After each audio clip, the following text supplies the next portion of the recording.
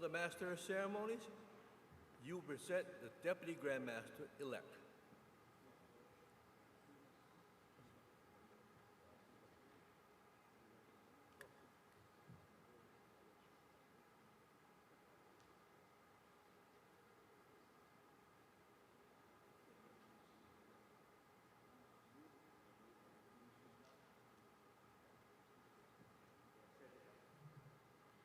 Center yourself on the altar. Most worshipful sir, I present to you for installation Brother Garrett S. Chan, who has been elected Deputy Grand Master for the ensuing year, I guess. Your brethren has called you to the second highest within their power to bestow. Do you solemnly promise to perform the duties of that office, to aid and assist the Grand Master with your counsel and cooperation in his presence and in his presence or in his absence or inability to act, to faithfully discharge the duties and responsibility of his office? I do. Your office is next in importance of that of the Grand Master. Our laws provide that during his absence or inability to act, his duties, powers, and prerogatives divulge upon you. Your requirement must therefore be such as to ensure the proper discharge, ever bearing in mind that the efficiency of a Grand Master in a large measure depend upon his lieutenants. If they are incapable, unfaithful, or inelect, his labor are materially and unjustly increased and to a great extent unavailing. Confident that you will teach the brethren by precept and example to bear with each other and advance the cause of Freemasonry, I direct you to be conducted to your station in the East.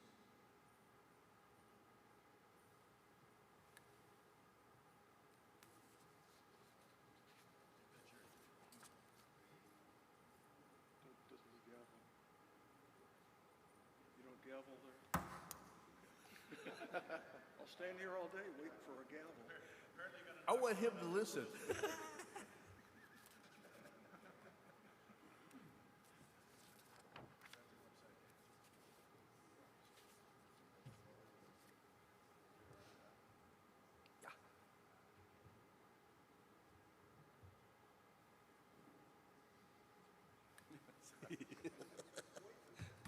Sorry.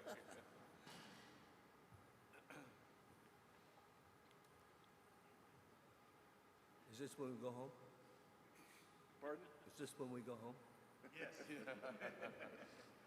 Brother Master of Ceremonies, you will present the brother who has been elected Grand Master, first causing him to kneel at our altar.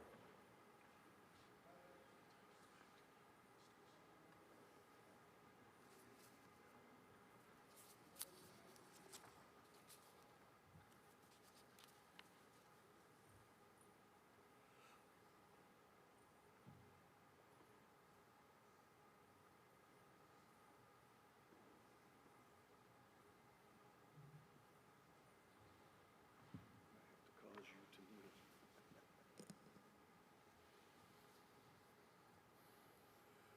My brother, you have been placed at our Hey, altar. I haven't introduced him yet. Huh? Most worshipful sir, I have the distinct honor and privilege to present to you for installation Brother Arthur L. Salazar, Jr., who has been elected Grand Master of Masons in California for the ensuing year. I knew that. My brother, you have been placed at our altar in your present position to remind you of the first lesson taught you in Masonry, that you should never enter upon any great or important undertaking without first invoking the blessing of God. The repetition of that lesson is particularly appropriate now that you are about to enter upon the greatest and most important undertaking of your fraternal career. It is fitting and proper that you should present yourself on bended knees before the great architect of the universe and humbly implore him to impart to you wisdom and humility, to save you from pride of opinion, that you may govern wisely, courteous and yet with kindness and courtesy to your brethren, Again, in these moments of you must commune alone with him who knows all your thoughts and deeds and resolution for the future.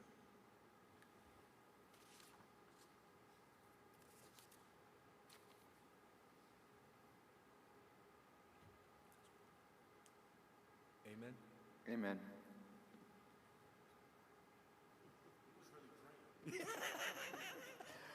Actually, I was thinking about what verse is on the Bible. I'm waiting for my script. Yeah. Amen.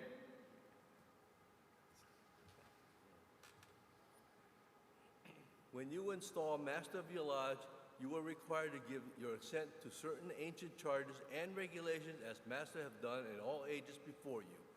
Now that you are about to be installed Grand Master, do you reaffirm your assent to those charters and promise to continue to support these regulations? I do. Do you agree that all powers with which you are about to be invested are given you by your brethren solely for the protection and improvement of Freemasonry? I do. Do you promise never to arbitrarily or discourteous, but to decide justly and impartially, to labor diligently to maintain peace and harmony among the brethren, to spread brotherly love and affection, and ever to remember that you are first among your peers? I do. Then you will repeat after me the vow of your office.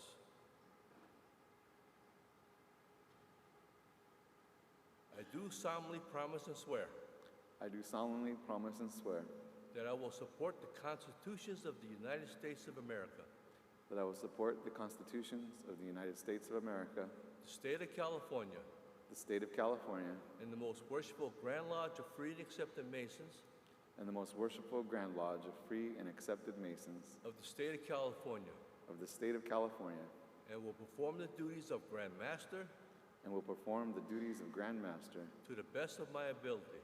to the best of my ability. So help me God. So help me God. Amen. Amen. You will rise.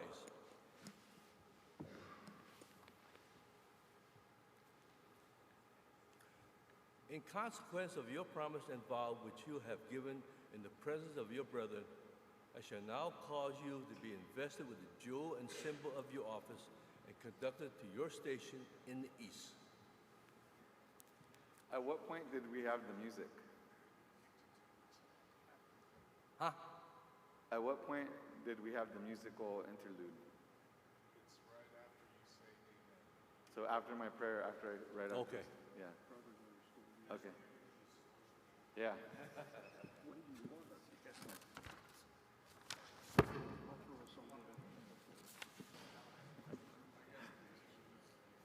Oh, they're right there. Yeah, no, that's fine. I just wanted to be clear on when it happened. Okay. Okay. Music! Okay. Okay. Okay? Okay. Okay. All right.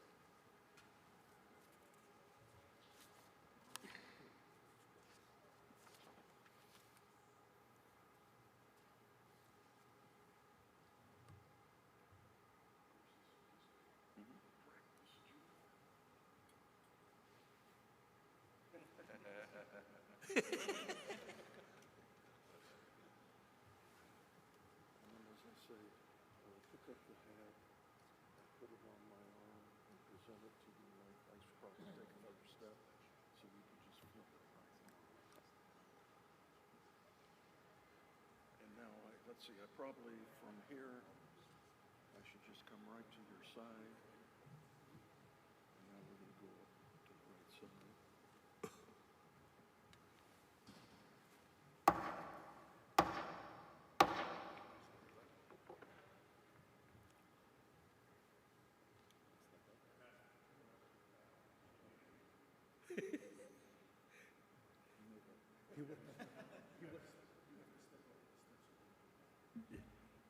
He was his respect. To a suitable suit.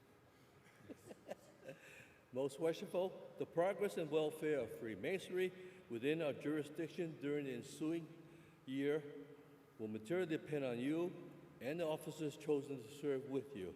Remember that only out of fitness to govern arises the right to rule. Believing that you are qualified and will not weary in good and well doing, I present to you the gavel. That's when you make a speech. Let's just say a few words. Where is that? Where are we at in the script? I don't know.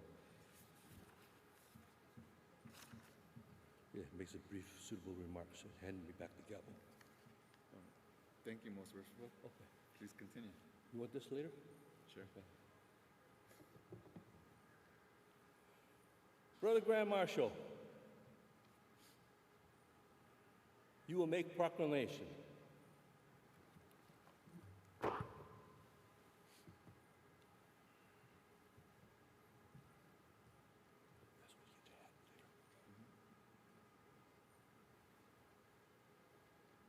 I now proclaim the officers of the Most Worshipful Grand Lodge of Free and Accepted Masons of the State of California to be duly installed in ample form.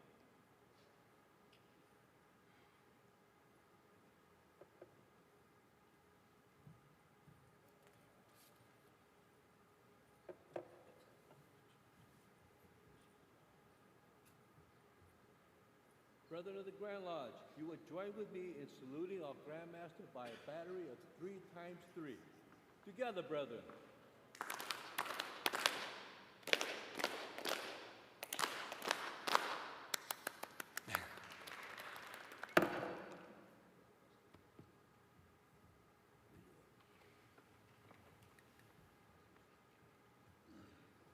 Cool, let's party. Guys, we're gonna practice walking out of here, and there's no set form other than the big four have to go first, and then we're gonna file from this way. File, appointed officer's gonna file behind you, okay? Yeah. No, single What's that? file. No, you're just gonna go this way as this exit goes here. We'll call and we'll file right behind you. Drop in behind our Okay.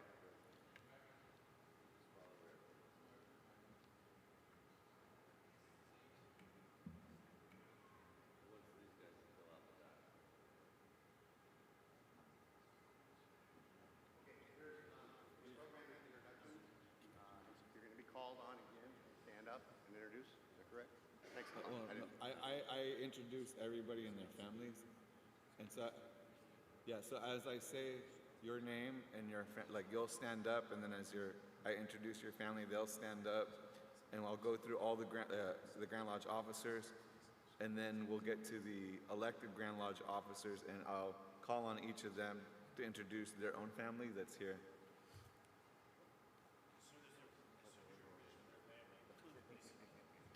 Yeah. So as soon as your family has been introduced, then you and your family can sit down. So you don't have to stay standing up. Oh, they stay standing up? Okay. The family can sit down. Yeah? Or the family? Okay. Okay. How does it go, Alan? Okay. So everybody will stay standing until I've introduced all of the Grand Lodge officers and their families, and then I'll ask everybody to applaud all of you and your families, and then you and your families will then be seated. So then it'll be the elected Grand Lodge officers. Okay. So we're just gonna do the procession out real quick, and is that where we're at? Okay. All right, so, yep. All right. Are we all wrapped up? Oh, yeah, okay. Everybody up? Everybody up? Follow Leah.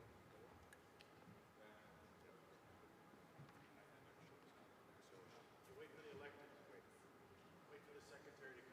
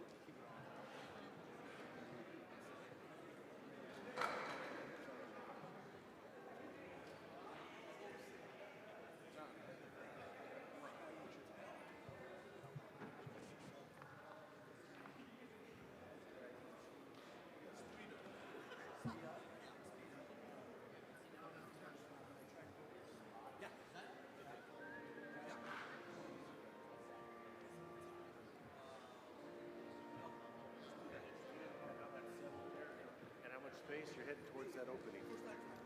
Yeah.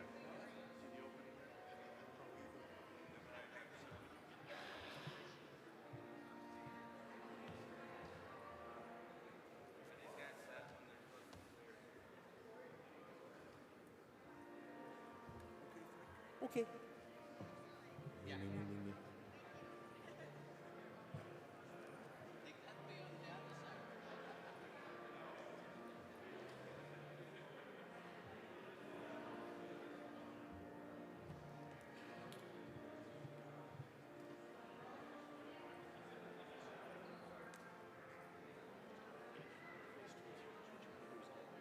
And then just kind of turn.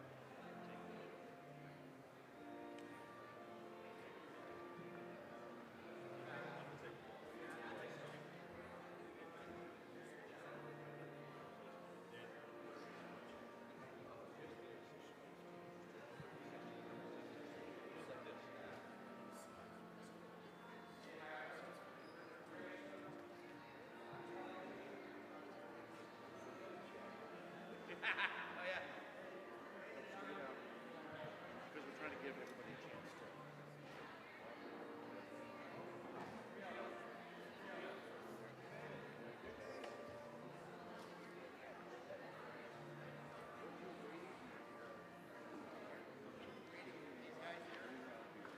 Do we pause here or just okay, we're just coming here to turn.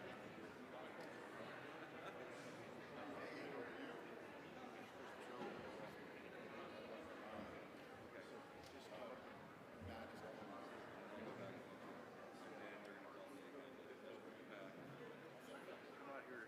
The door will still have you mind. Just come out to here someplace. Again, gives everybody the audience here. This is not the gathering we're using here. Do you want to just practice how you want to hold it?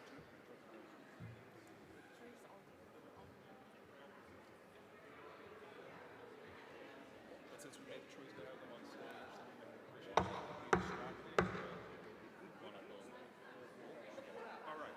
You scored awards. We're gonna stand up. Arm goes through. That's great. And then spin again.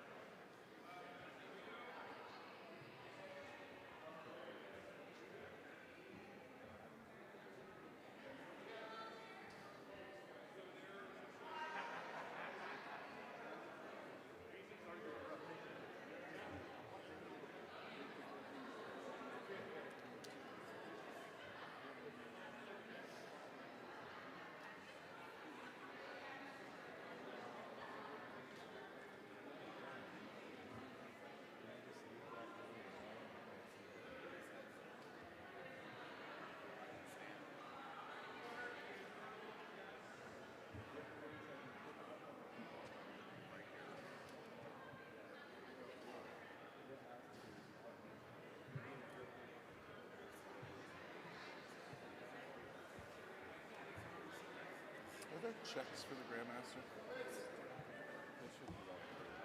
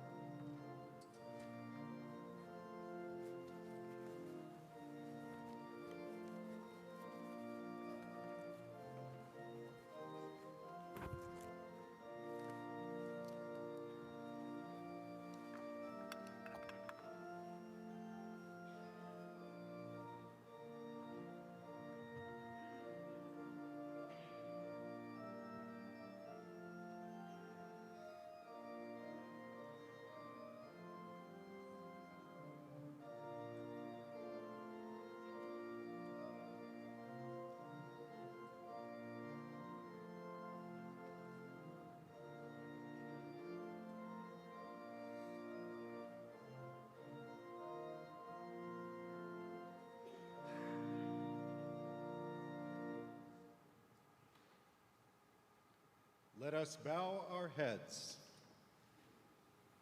Almighty Architect of the universe, we come before you with hearts full of gratitude as we gather for this momentous occasion. We give thanks for the dedication and leadership of those who have served our Grand Lodge and the Masonic youth this past year. Bless the youth leaders who inspire us with their words and actions, and may they continue to be shining examples of the values we hold dear. As we recognize those who have supported the growth and well-being of our youth, and as we hear messages of hope and inspiration, guide our thoughts and hearts toward the future. We also give thanks for the officers who have faithfully served under Grand Master G. Sean Matroka. May their service be remembered as a beacon of light and dedication. Grant us wisdom, unity, and strength as we continue the work of Freemasonry, ever committed to sharing its light with the world. Amen. So mote it be.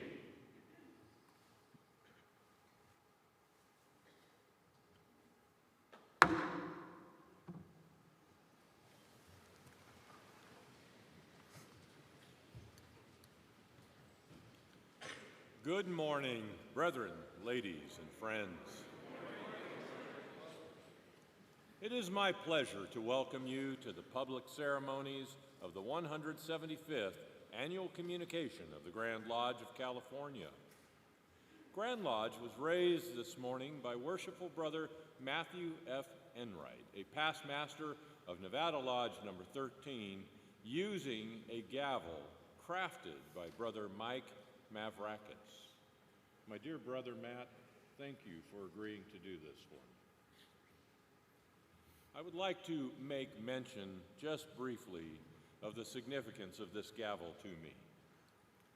Our dear brother Mike Mavrakis has made gavels for Grand Masters in this Grand Lodge for a good many years, and last year he laid down his working tools, and this is the last gavel he has made for a Grand Master, and I am so pleased that the graces of the great architect allowed it to come to me.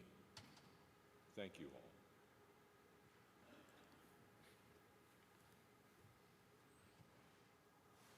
Please rise as the flag of our country is presented by the leaders of our Masonic youth orders.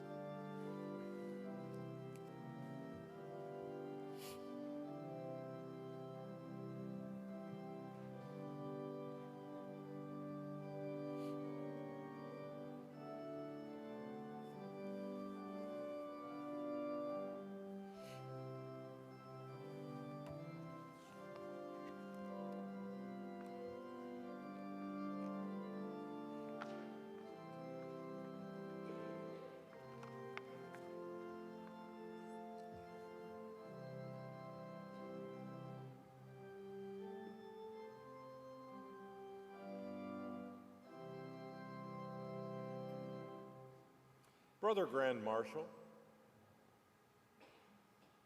you will introduce the youth leaders of our Masonic youth orders.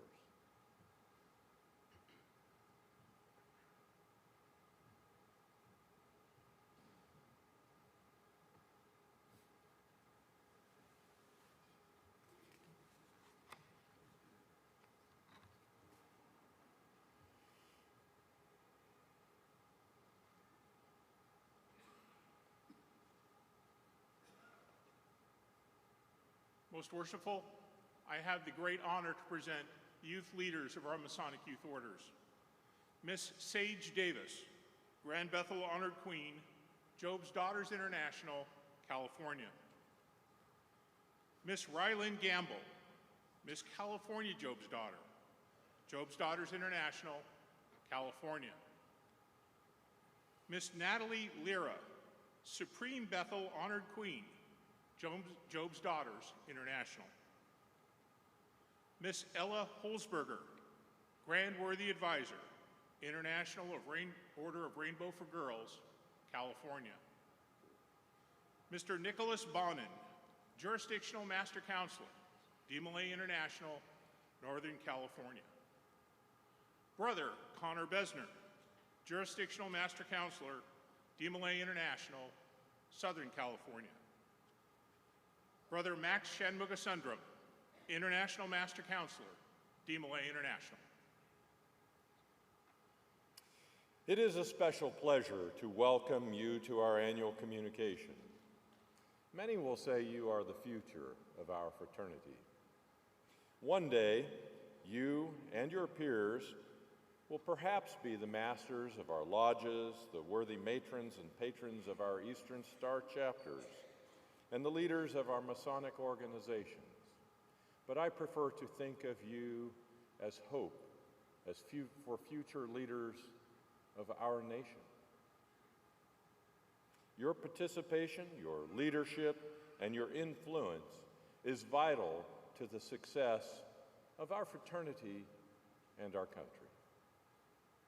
Please join me, if you are a citizen of the United States, in the pledging allegiance to the flag of our country. I pledge allegiance to the flag of the United States of America and to the republic for which it stands, one nation, under God, indivisible, with liberty and justice for all. Please escort the flag of our country to its proper place in the East.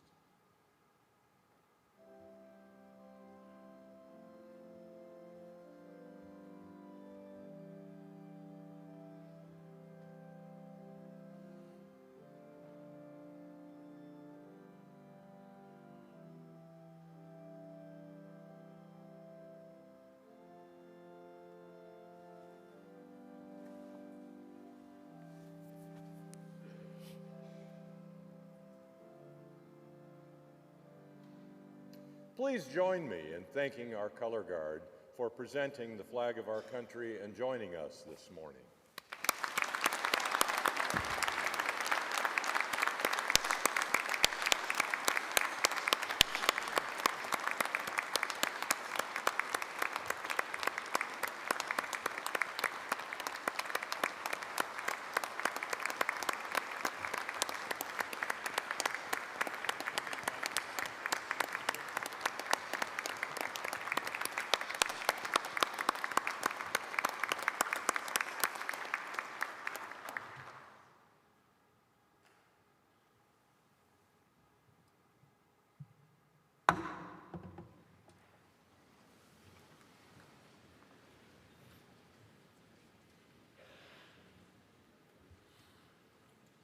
This morning, our Grand Chaplain will perform his final duty of the year by providing us with an inspirational message. We will then hear from our Masonic youth leaders and recognize a number of our brethren for their contributions to our Masonic youth organizations. The installation of officers will follow at 11 a.m., which will officially end what has been a wonderful and productive annual communication.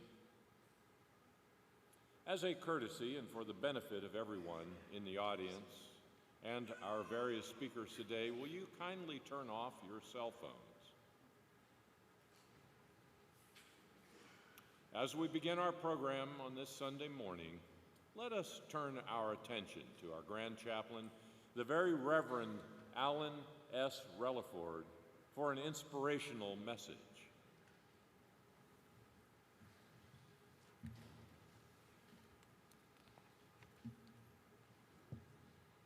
Good morning. Good morning. Not bad. Brethren, family, and honored guests, it is my privilege to stand before you today as we celebrate the culmination of a year filled with remarkable service, dedication, and growth. Together, we've journeyed side by side not just as members of an ancient and honorable fraternity, but as a united family, one that has embraced the Grand Master's theme of sharing the light of Freemasonry. Scripture reminds us time and time again the significance of light. In the Hebrew Scriptures, Genesis chapter 3, "And God said, 'Let there be light,' and there was light. God saw that the light was good, and he separated the light from the darkness. God called the light day, and the darkness he called night." From the parable in the Gospel of Luke, we read, "No one lights a lamp and hides it in a jar or puts it under a bed. Instead, he puts it on a stand so that those who come in can see the light." The light of Freemasonry is more than a metaphor. It is the guiding principle that illuminates our path and leads us in the work we are called to do. In Freemasonry, our search for light is the search for understanding, truth, and wisdom. The work we do, the lives we lead, and the examples we set are reflections of that light. And this year, we have been asked not just to seek that light for ourselves, but to share it with the world. Let's first reflect on the nature of light. Light has no physical substance of its own, yet it illuminates everything. It allows us to see what is true and what is real, to distinguish between right and wrong. It is essential for growth, for clarity, and for life itself. In Freemasonry, light represents knowledge, enlightenment, and spiritual awakening. But it is not a light meant to be hidden or kept for ourselves. It is a light that must be shared.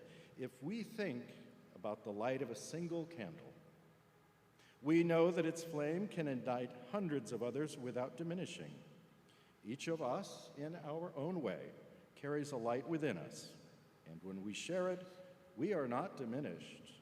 We are made brighter by the collective illumination of our brotherhood and our actions. What does it mean to share the light?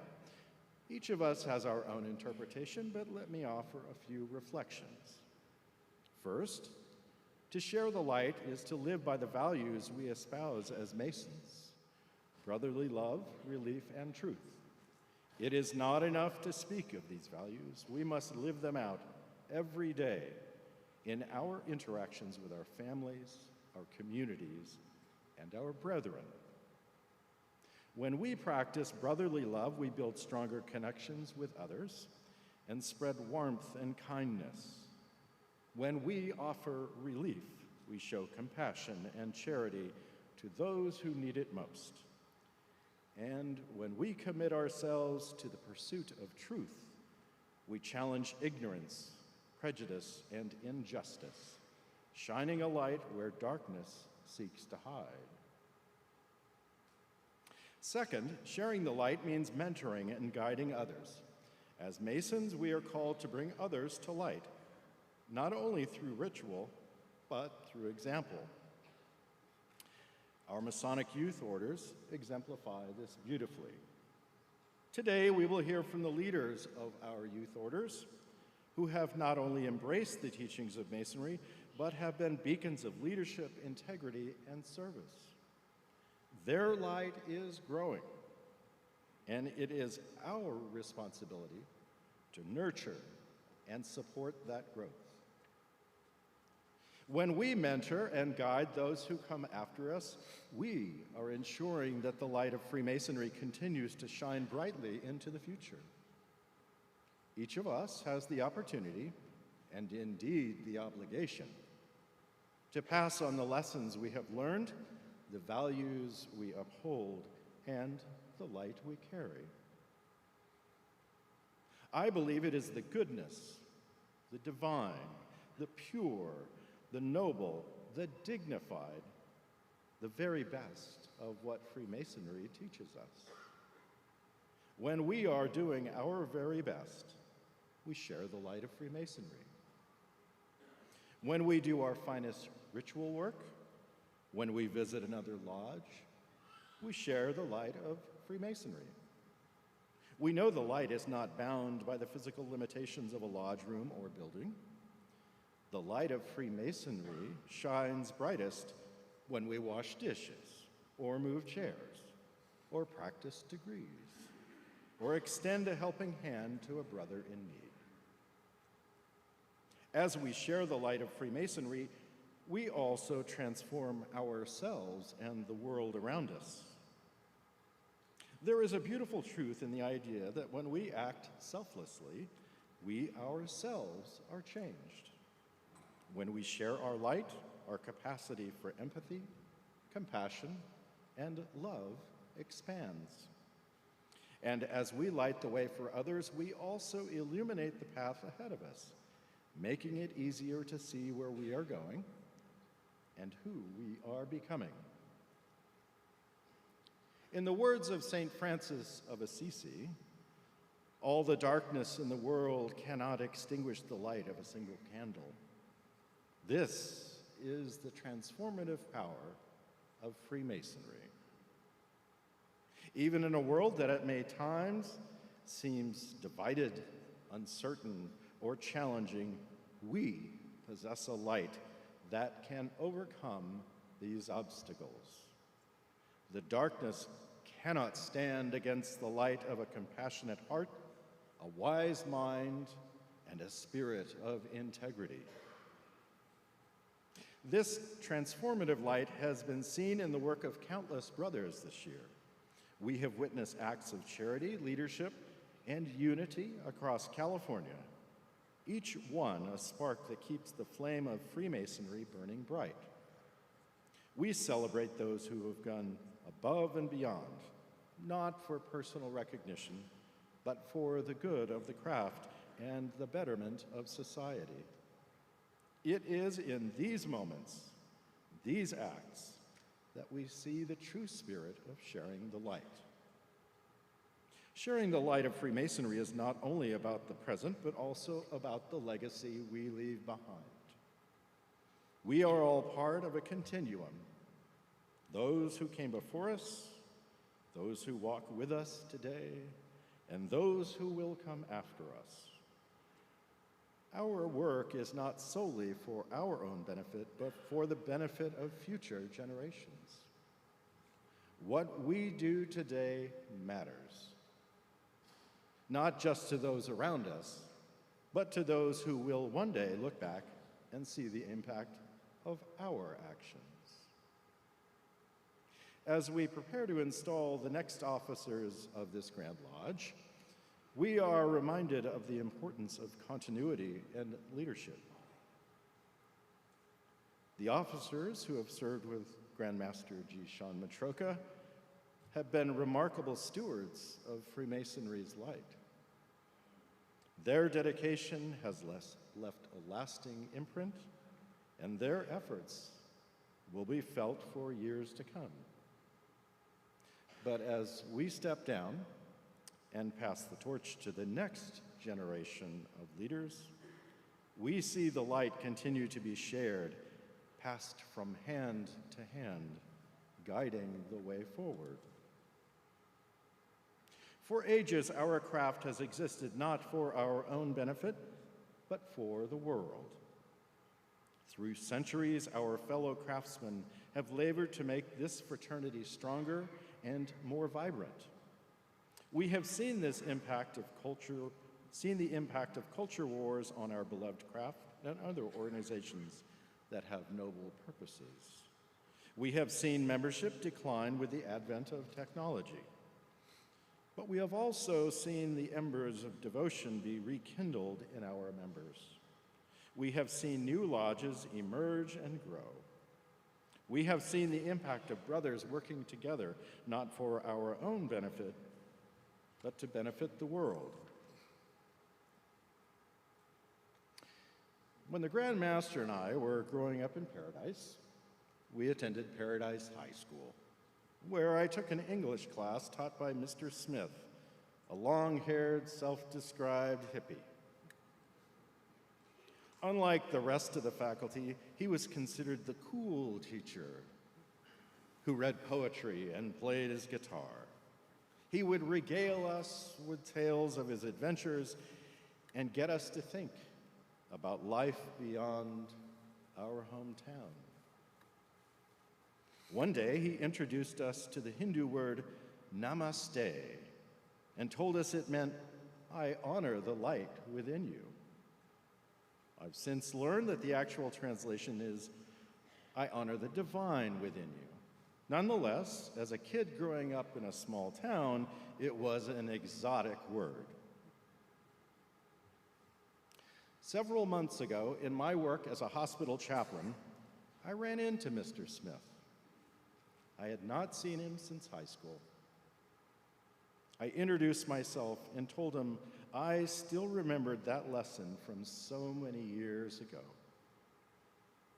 He teared up and thanked me for reminding him of the gift he had given to so many students. Today I say to you, namaste, because I see and have seen the light within you. I have seen the light of Freemasonry shine through the people I've met throughout the state. It has been a privilege to share that light, and I know I speak for my fellow Grand Lodge officers that we have all experienced a great outpouring of brotherly love, friendship, and hospitality. As I come to the close of this message, I want to issue a challenge to all of you. Sharing the light is not a one-time act. It is a way of life. Each of us, every day, has the opportunity to share the light of Freemasonry with the world around us, whether through small gestures of kindness, acts of charity, or by standing up for what is right. We have the power to make a difference. As we journey home today, let us carry the Grand Master's theme with us. Let us commit ourselves to sharing the light wherever we go, in our homes, in our workplaces, in our communities, and in our lodges. Let us be the light in the darkness, the spark that ignites positive change in the world. And as we share the light, may we remember that the more we give, the brighter the world becomes. The more we act in the spirit of brotherhood, the stronger our bonds grow. The more we live the values of Freemasonry, the closer we come to realizing our true potential as individuals and as a fraternity. Brethren, family, and friends, may we leave this weekend renewed in our purpose, committed to our work, and inspired to continue sharing the light of Freemasonry for all to see. Thank you. Amen.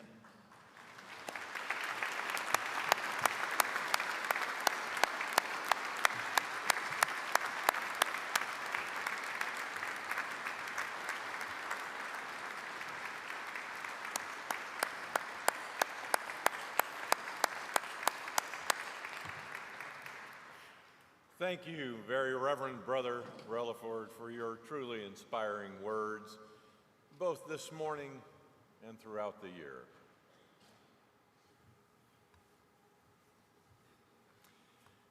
We will now hear remarks from Miss California Job's daughter, Rylan Gamble.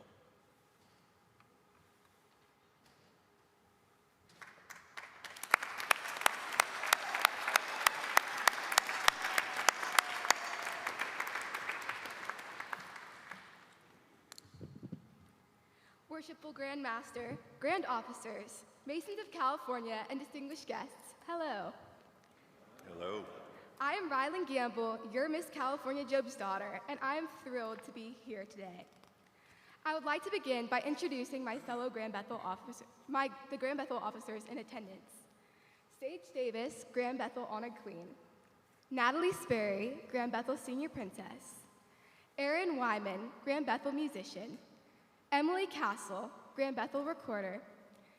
Aaron Matthews, Grand Bethel First Messenger, Jessica Anderson, Grand Bethel Third Messenger, and Natalie McCombs, Grand Bethel Outer Guard.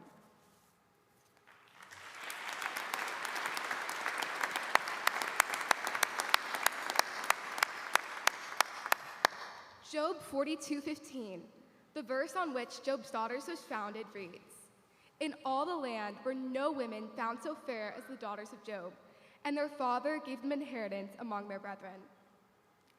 At a time when female children were seen as a burden, Job demonstrated that he loved his girls equally to his boys, and he backed it up with action. "And their father gave them inheritance among their brethren." I believe that our founder, Ethel T. Wiedemann, chose this verse with purpose. The order we now know as Job's Daughters International was founded during a time when women were fighting for the right to vote, to be seen as equals. She chose this verse because Job set an example of equality for women. It became her great work to create an order that gives girls the skills that they could apply to their careers and daily lives. Job's Daughters was then, and is now, over 100 years later, a place for young women to come together to learn skills such as public speaking, communication, running meetings, and the importance of community service that will build our members into the leaders of today and tomorrow. The final question at the Miss California Job's Daughter pageant this year was, imagine that you are Miss California Job's Daughter. You have just finished giving a speech and are approached by a member of the Masonic family, asking how they can support Job's Daughters through ways other than giving a monetary donation. How do you respond? When I answered, I talked about the time our lodge's worshipful master attended our Bethel meeting. It was my first term as honored queen and his first experience with Job's Daughters. I don't know who was more excited, him or me. I have talked about that night more times than I can remember because it had such an impact on me and all of my Bethel sisters. The mere act of sitting on the sidelines during a meeting gave all of us the opportunity to share our hard work as well as a renewed sense of purpose. Someone was watching, they cared, and they wanted us to succeed. As we enter into the next 100 years of Job's Daughters International, I would like to challenge the Masons of California to attend a meeting at your local Bethel. Sit on the sidelines and watch the daughters practice their spoken work and run their business meeting. Through your presence, you are supporting the girls. I know from experience that even a single sideliner can get daughters excited for their meeting. My theme for this year is Rattle the Stars. I'm here today to ask you to help me to continue the great work that was exemplified by Job and inspired Ethel T. Wiedemann to create our great order to lift up the girls and help them not only reach for the stars, but to grab a hold and rattle them. It sounds hard at first, but the journey starts by taking a seat at the Bethel. I am the daughter ambassador from my order to you. It is my job to strengthen our connection so that we may continue to thrive together and inspire future generations. If you wish to know more about becoming involved with a Bethel in your area, please come talk to me. Thank you all for having me here this afternoon. It has been my pleasure to be here this weekend.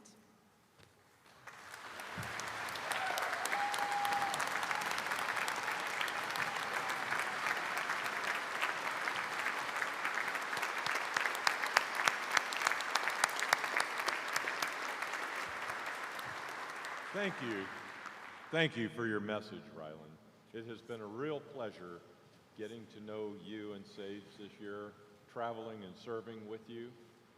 Earlier this year, I presented to Job's Daughters International in California a check for $5,000 as a token of our esteem for all of you and all you do.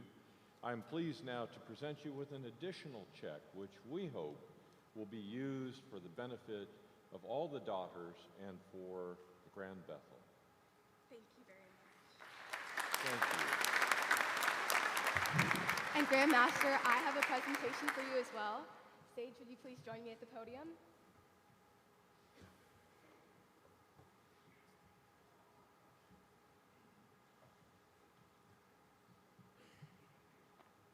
Thank you both very much. Really appreciate it. Would you like me to open? I would be inclined to just go back there and look at it later. Oh, wow. Oh, this is beautiful.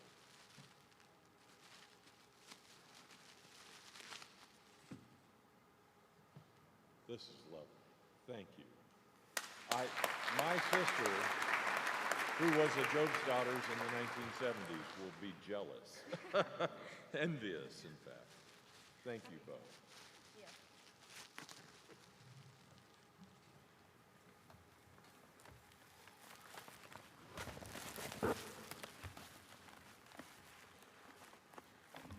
It is now my pleasure to call upon Master Counselor of Northern California Jurisdiction of DeMolay International, Mr. Nick Bonin, for his remarks.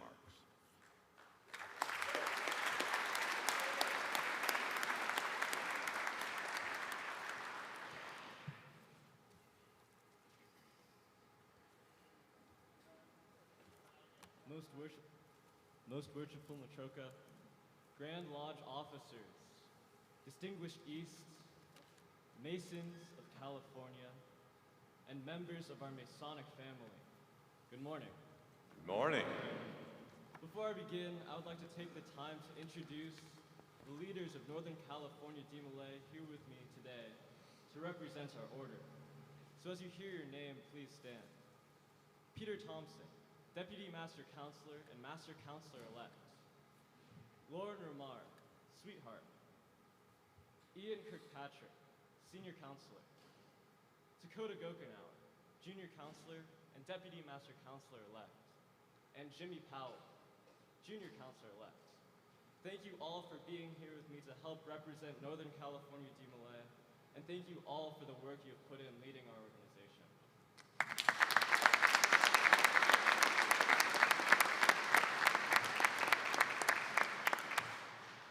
Dad Matroka, I would like to congratulate you as well as your Grand Lodge officers on an amazing and successful year.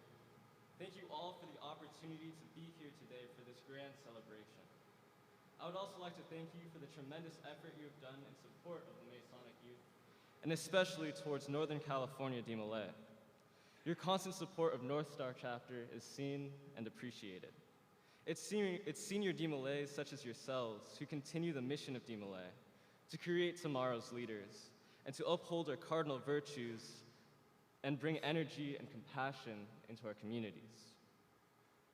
As I look around the room this morning, I see so many different faces, so many different people who have lived different lives and who have had different experiences. However, above that all, I see the strength of our Masonic family.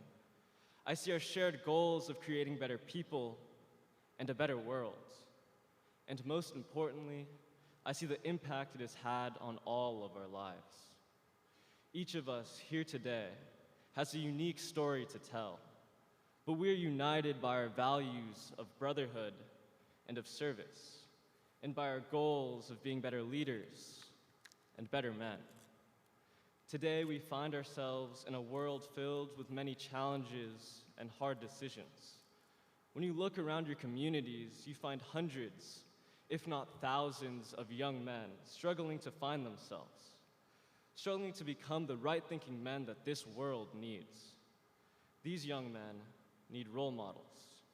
They need mentors to be a guiding light to help them navigate through the complexities of life. They need someone to help instill our values of brotherhood and service. They need someone to inspire them to be the best versions of themselves that they can be. I owe the fundamental features of my character to DeMolay and our Masonic family, not only because the teachings of our order, but because our Masonic family provides these mentors, these role models, and these leaders we're able to learn from and to emulate. For me, it has been my advisors like Dad Reyes and Dad Kilmer, my predecessors like Max Shanmugasundaram and Michael Cherry, and the Masons like Dad Gomez and Dad Matroka. They have all had a major impact on who I am as a person, and they're an example of who I strive to be as a leader. This year, Northern California DMLA is gearing up for the future with our steampunk theme. So to put that into context, think of our youth as an engine, with the Job's Daughters, the Rainbow Girls, and the DMLAs as the pistons, our shared goals representing the fuel, our virtues represented by the gears, and finally you all, as role models, as mentors, as masons, are the mechanics, greasing up the gears, fine-tuning the machine, and giving it the right tweak so that the machine runs smoothly, to create the best results and to produce the best leaders. I encourage each and every one of you to invest in the youth orders, not only financially, but invest your time, invest your effort. Be the mentors and the role models that the young men in DMLA so desperately need to become the leaders of tomorrow. Join us in our efforts to accomplish our shared goals, and join us as we lead our Masonic family into a new era of innovation. Thank you.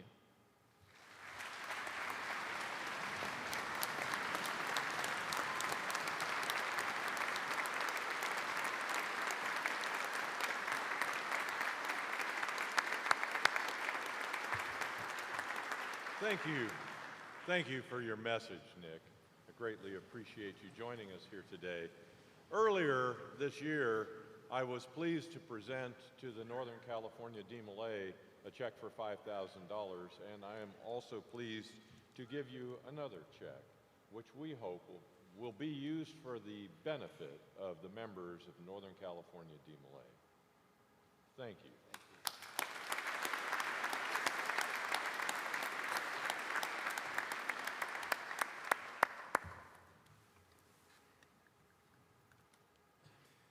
It is now my pleasure to call upon Grand-Worthy Advisor, Miss Ella Holzberger, for her remarks.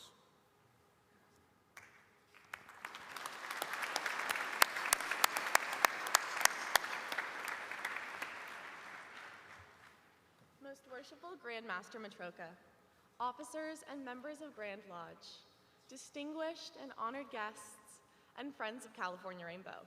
Hello! Hello. I'm honored to be with you today in gorgeous San Francisco to bring greetings on behalf of the youth leaders of California Rainbow. Will the 2025 Grand Officers please stand? I have the pleasure to introduce some of my fellow Grand Officers as well as our state parents for Grand Assembly 2025.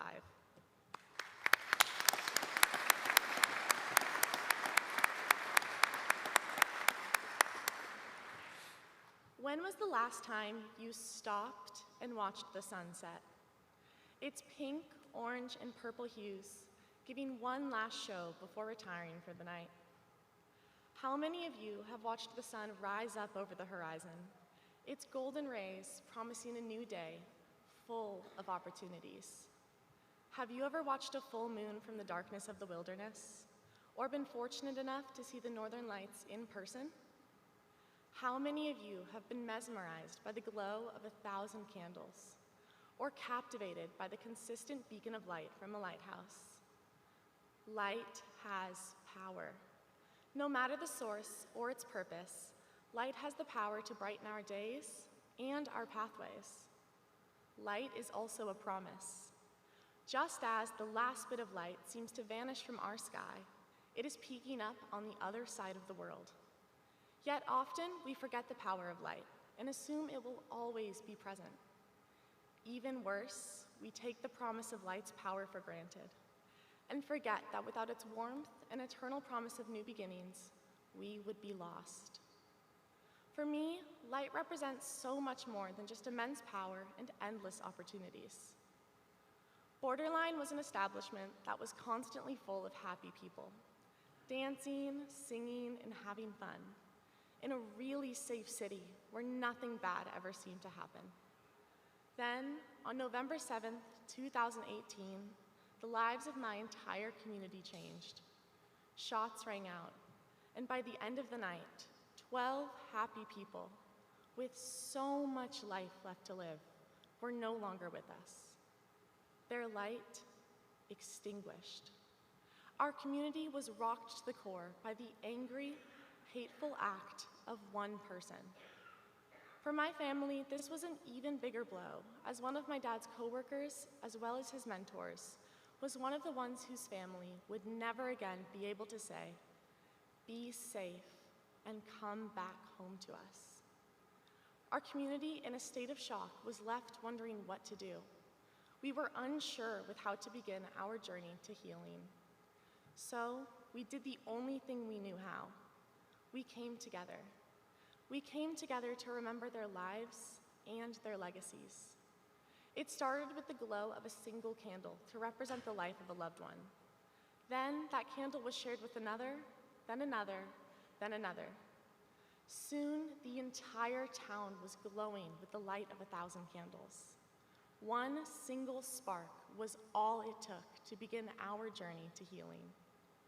The immense power of light has never been more present than during this moment of vulnerability in my community. Even on the darkest of days, one single light shared with many can overpower sadness, anger, and despair. Every path towards resilience, healing, and shared values is initiated with a single spark. And each of us have the unique opportunity to share our light with others and have an impact on the world. The same can be said for our Masonic family. We have always faced challenges, but time and time again, we are reminded of the unwavering support of our fellow orders. Our bond is built on trust, resilience, and shared values, and it's this unity that carries us through the hardest times, ensuring that together, we always emerge stronger. For many reasons, people are afraid of sharing their light, and others aren't really sure what light they have to share. Still, some think they have no light to share. But here's the truth. We all have a light within us. Many of you might be asking yourselves, how can I find that bright light? The simple answer is to share what brings you joy. It could be telling a joke, woodworking, or sharing your love of a sport. Anything can spark a light in someone. Maybe your light is just sitting and listening. Regardless of what it is, it takes very little effort to share your light. And when you do, it will create a chain reaction that will illuminate the entire world. As Masons, you have the unique opportunity to share the light of Freemasonry with all youth orders. Rainbow Girls love the support of our Masons. You might be interested to hear that they want more than just your attendance at an occasional spaghetti dinner or a meeting. They want you to make a difference in the organization that they love so deeply. They want to partner with you at community events. They want to learn about your hobbies and your interests. They want you to make an impact on not only their assemblies, but on their lives as a whole. Not all girls are fortunate to have a father figure in their lives, and they need you to be that example for them. I am asking you today to not take your light for granted. Share your light with California Rainbow. It has wisdom and power and love. And when you share your light, you have the opportunity to change the world one girl at a time. Thank you again, Most Worshipful Grandmaster Matroka, for the opportunity to speak to you all today. And I cannot wait to share our light with all of you at our When the Clock Strikes 12, Let Your Dreams Come Alive in 2025 Grand Assembly Sessions, to be held from April 5th through 8th in Visalia, California. Thank you.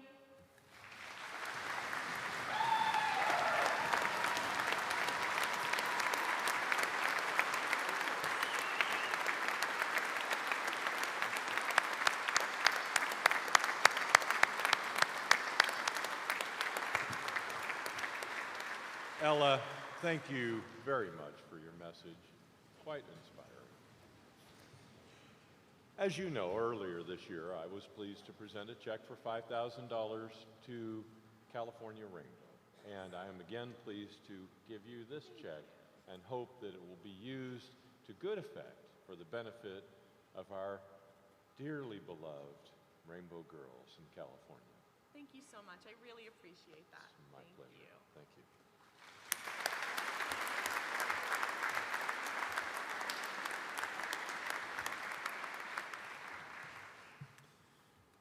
I now call upon Master Counselor of the Southern California jurisdiction of DeMolay International, Brother Connor Besner, for his remarks.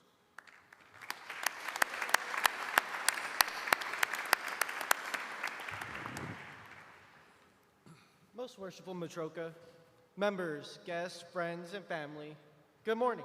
Good morning. I bring greetings on behalf of the members of Southern California DeMolay. With me today are the other leaders who make leading SCJ an enjoyable experience.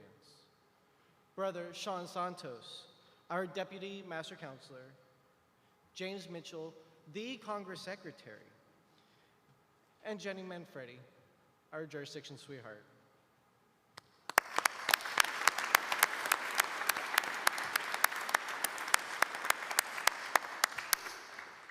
Before I go any further, I'd like to thank the Grand Lodge, the California Masonic Foundation, and the Southern California Youth Fund, and all the individual lodges and members who so generously supported DeMolay.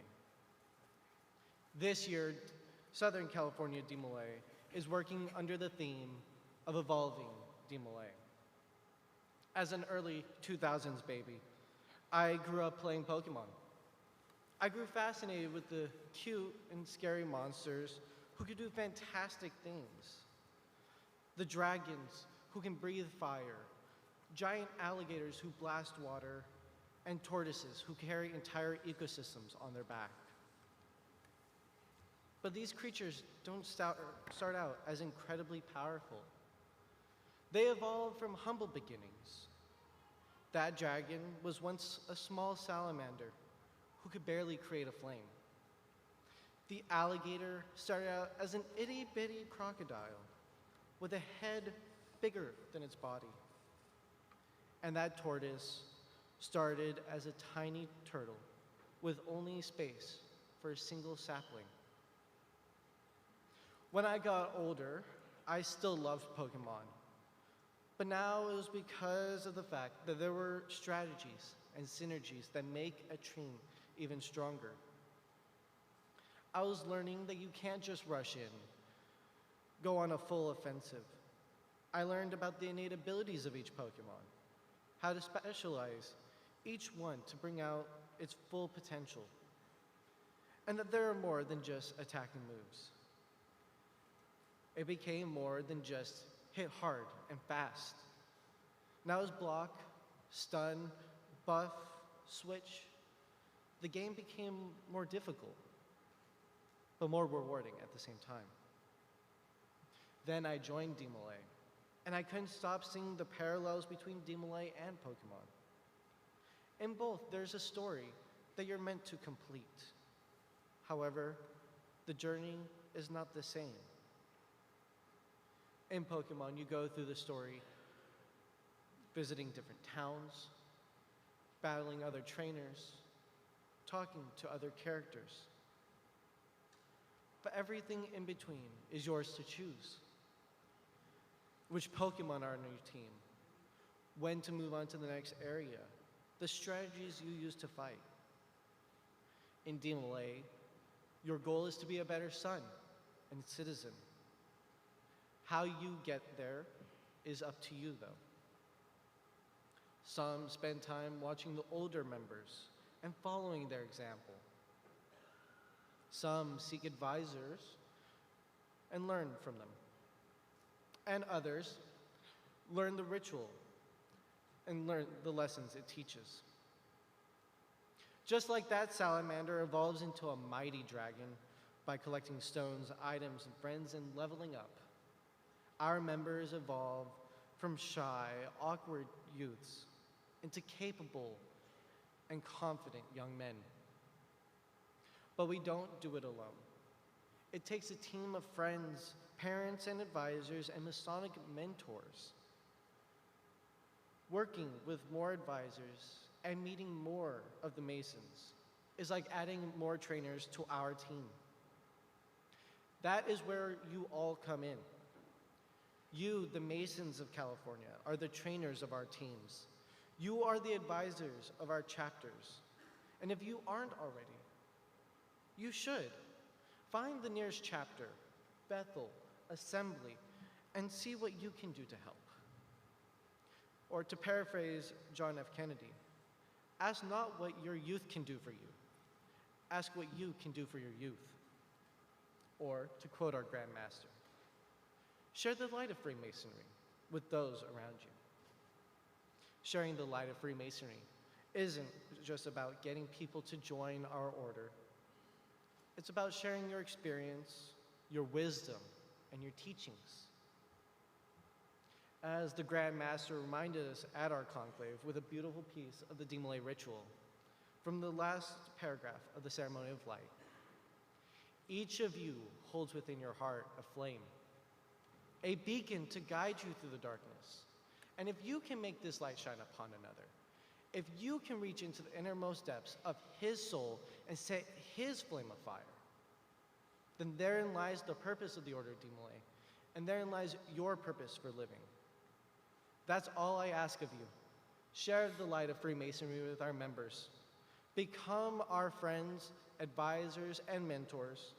Be the trainers that help Demolay evolve. Be there to help us as we evolve into the Masons of tomorrow.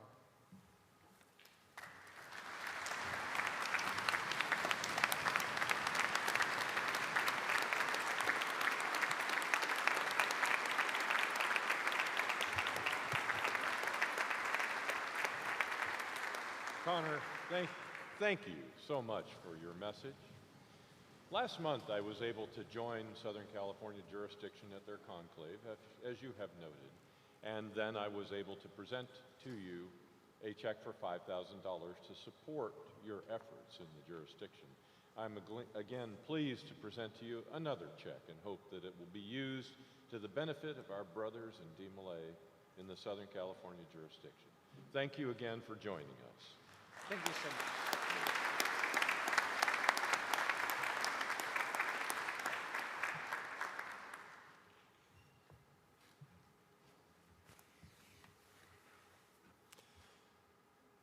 Adults play a vital role in the success of our Masonic youth orders. Each year, the Grand Master has the privilege to present one or more Masons with the prestigious Grand Master's Youth Support Award. This award recognizes singular service to our young men and women in our Masonic youth orders. This year, 4 brothers have been selected to receive the award. Worshipful Brother Ralph Shelton, the chairman of the Youth Orders Committee, will assist me with presentation by introducing and later reading a brief biography of each recipient. The recipients will gather at the foot of the steps in the west as our chairman announces your name. Thank you, Most Worshipful. At this time, I will read the names of the brothers who have been selected to receive the Grand Master's Youth Support Award. Worshipful Brother Robert L. Ponishing, a past master of Lakewood Lodge number 728, receiving the award for his service to Job's Daughters International, California. Brother Robert L. Meyer, a member of Drytown Lodge number 174, receiving the award for his service to the International Order of Rainbow for Girls, California. Brother Ever E. Mendoza, a member of Hollywood Lodge number 355, receiving the award for his service to Demolay International, Southern California. Brother Stephen Colden, a member of Crow Canyon Lodge number 551, receiving the award for his service to Demolay International, Northern California jurisdiction. Brother Grand Marshal, with the assistance of our youth order leaders, conduct these brethren to a place west of the altar.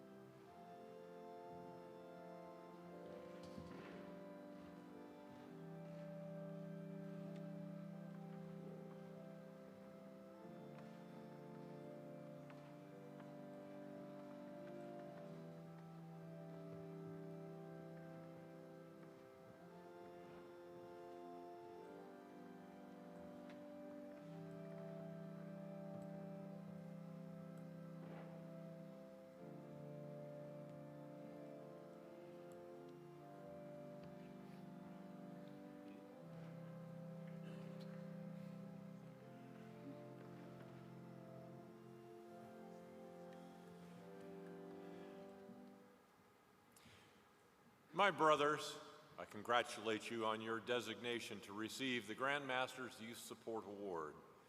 We often state that the members of our Masonic youth orders are the future of our fraternity and of the world. Future leaders need the support and guidance of adult mentors like you to achieve their best potential. There is no award or gift of any material value that can equal the good work that you have done for our youth. But accept this award as a token of our esteem for you. Brother Grand Marshal, assist our brethren in facing west so that the audience may see them.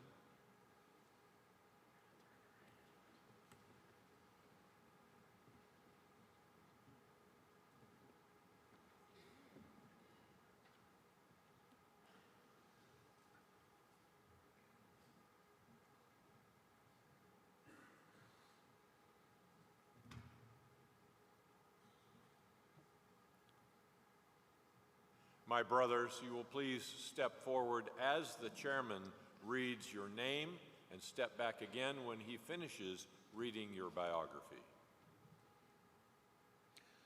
Robert Louis Ponishing. Robert Louis Ponishing, affectionately known as Bob, has been a dedicated member of Lakewood Masonic Lodge number 728 since being raised to Master Mason in 1999.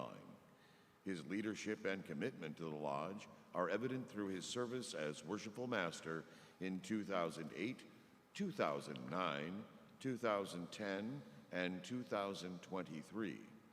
In recognition of his exceptional contributions, Bob was honored with the Hiram Award in 2011. His unwavering focus on brotherhood, fellowship, and service has been the cornerstone of his Masonic journey. Bob's dedication extends beyond the Lodge to his impactful work with Job's Daughters. He has served as Associate Bethel Guardian and as a past Associate Bethel Guardian for Bethel number 161 in Long Beach. Additionally, he has held the role of Guardian Treasurer for Bethel number 2 in Culver City, where he actively engaged the daughters in bookkeeping and financial oversight. Bob's philosophy of empowering young women through leadership and financial literacy has helped many daughters gain confidence and take ownership of their Bethel. At the California Grand Guardian Council level, Bob has chaired the Grand Bethel Volleyball Competition and currently co-chairs this esteemed event. He also coordinates and hosts the annual Men of Job Luncheon at Grand Council, fostering fellowship among the men and Masons who serve as advisors and mentors. His outstanding service was further recognized in 2011 when he was appointed as Grand Outer Guard. In his personal life, Bob is a retired executive from the grocery industry. He is a dedicated husband to his wife of 40 years, Sherry, a proud father to his daughters Melissa and Amanda, and a devoted grandfather to his granddaughters Abigail and Juliet. Bob exemplifies the spirit of an empowering advisor, teaching Job's daughters to realize their potential and embodying the true essence of Masonic brotherhood through joyful fellowship and selfless service. The second recipient is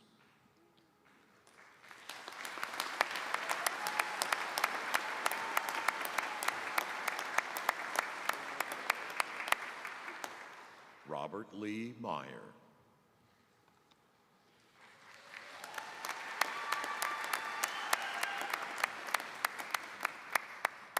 Robert Meyer has been a dedicated member of California Rainbow for over 20 years, making significant contributions both locally and at the state level. His unwavering commitment to the organization has seen him serve in various impactful roles.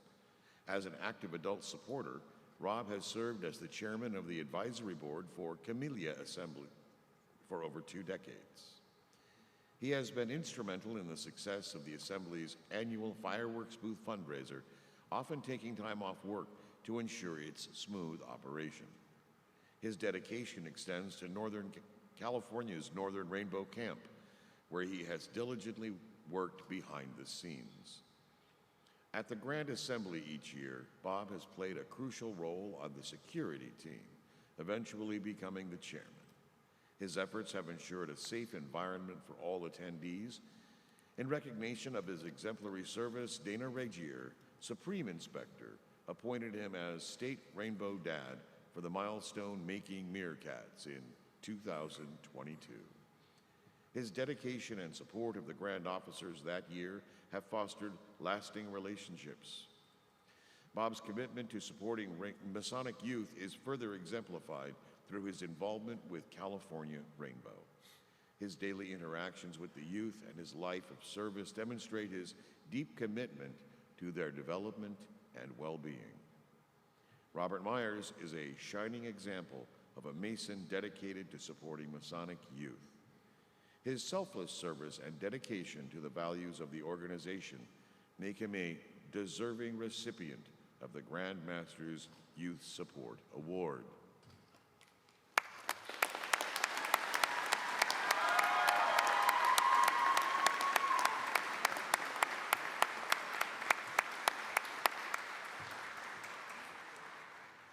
The third recipient is Ever Edgardo Mendoza.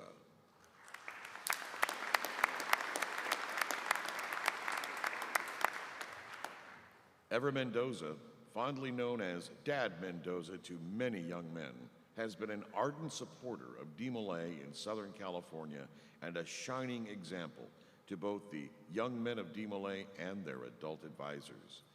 He became a Master Mason and a DeMolay advisor in 2012, immediately emerging as one of the most involved advisors in the Southern California jurisdiction. Brother Mendoza was introduced to Masonry by his employer and mentor, Albert Nabidou, whose dedication to the Shrine Hospitals and Masonic Youth Orders inspired Ever to join Van Nuys Lodge number 450. Motivated by this influence, he encouraged his sons to consider DeMolay membership. Ever embraced the challenge of developing the fledgling Hollywood chapter, becoming chapter dad and guiding its growth. Under his leadership, Hollywood chapter quickly became a leading chapter in the jurisdiction, earning the Chapter of the Year award multiple times. His mentorship nurtured many outstanding DeMolays, including his son, who served as the Southern California Jurisdiction Master Counselor. Even after his sons reached majority, Ever continued to serve DeMolay with unwavering dedication as a chapter and league advisor, ensuring Hollywood remained exemplary. In recognition of his commitment, Ever Mendoza has been honored as the Southern California Jurisdiction Advisor of the Year and received the DeMolay Cross of Honor and Honorary Legion of Honor. Known for his hard work and humility, Brother Mendoza remains a beloved mentor to the young men of DeMolay and exemplifies the support and encouragement California Masons can and should provide to our youth order members.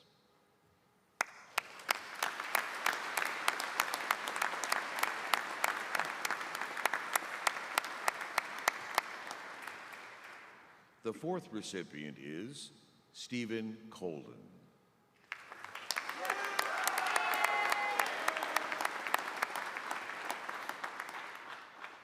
Brother Stephen Colden, a dedicated member of Crow Canyon Lodge number 551, was raised as a Master Mason in 1984 and served as Marshal in 2019. In the Order of Eastern Star, Steve has shown exceptional dedication, serving as worthy patron 5 times and earning recognition as the Best Overall Ritualist in 2018. He was also appointed the Grand Representative to Saskatchewan in California from 2020 through 2022. Steve's journey with DeMolay began in 1976 when he joined Castro Valley Chapter. He excelled as Chapter Master Counselor and East Bay Division Master Counselor, earning the Master Ritualist Award for Northern California DeMolay in 1981.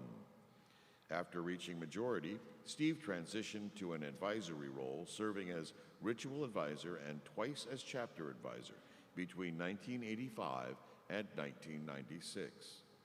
His leadership was instrumental during his return in 2017, helping the chapter recover and rebuild.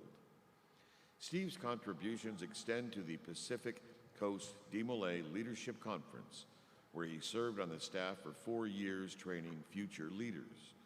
During the COVID-19 pandemic, his technological expertise facilitated virtual meetings and activities, keeping Castro Valley DeMolay active and engaged. His innovative approach included creating Zoom training sessions and organizing a virtual installation of officers. Under his guidance, Castro Valley Chapter was named Chapter of the Year in 2023. Steve has also been an active supporter of California Rainbow for Girls, serving as Rainbow Dad for Unity Assembly in 2018 and 2019. His dedication to Masonic youth has been recognized with the degree of Chevalier, Cross of Honor, and Legion of Honor. In 2021, he was honored as Advisor of the Year by the Executive Officer for Northern California DeMolay. Steve is married to Heidi, a former mother advisor for Unity Assembly number 65 and past matron of her Eastern Star chapter. They have 2 daughters, Catherine and Hannah, who are both actively involved in Masonic youth organizations.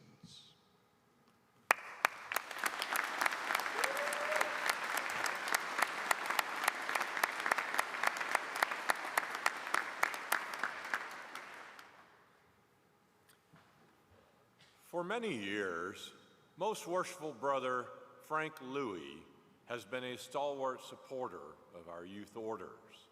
To help celebrate his service and support, I have asked him to join the Deputy Grand Master and myself in presenting this year's Grand Master's Youth Support Awards.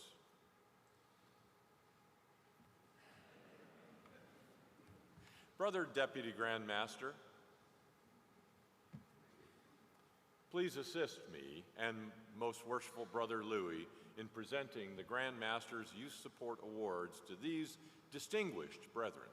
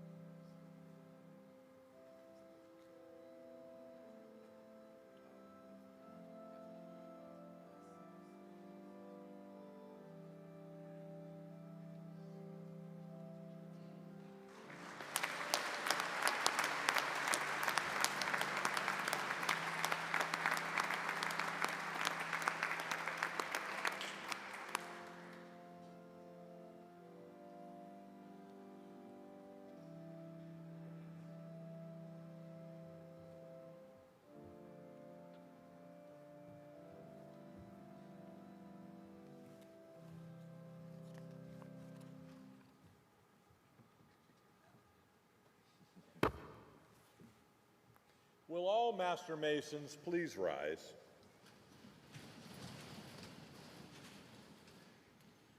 Brethren, join me in giving these distinguished Masons the public grand honors of Masonry by the battery of 3 times 3. Together, brethren.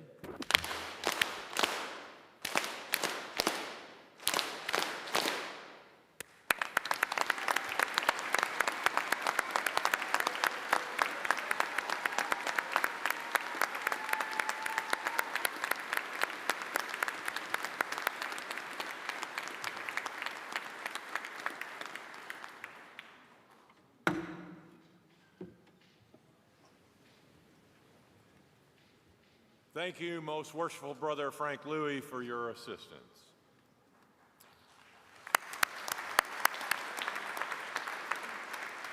And certainly for your support of our beloved Masonic youth all these years. Brother Grand Marshal,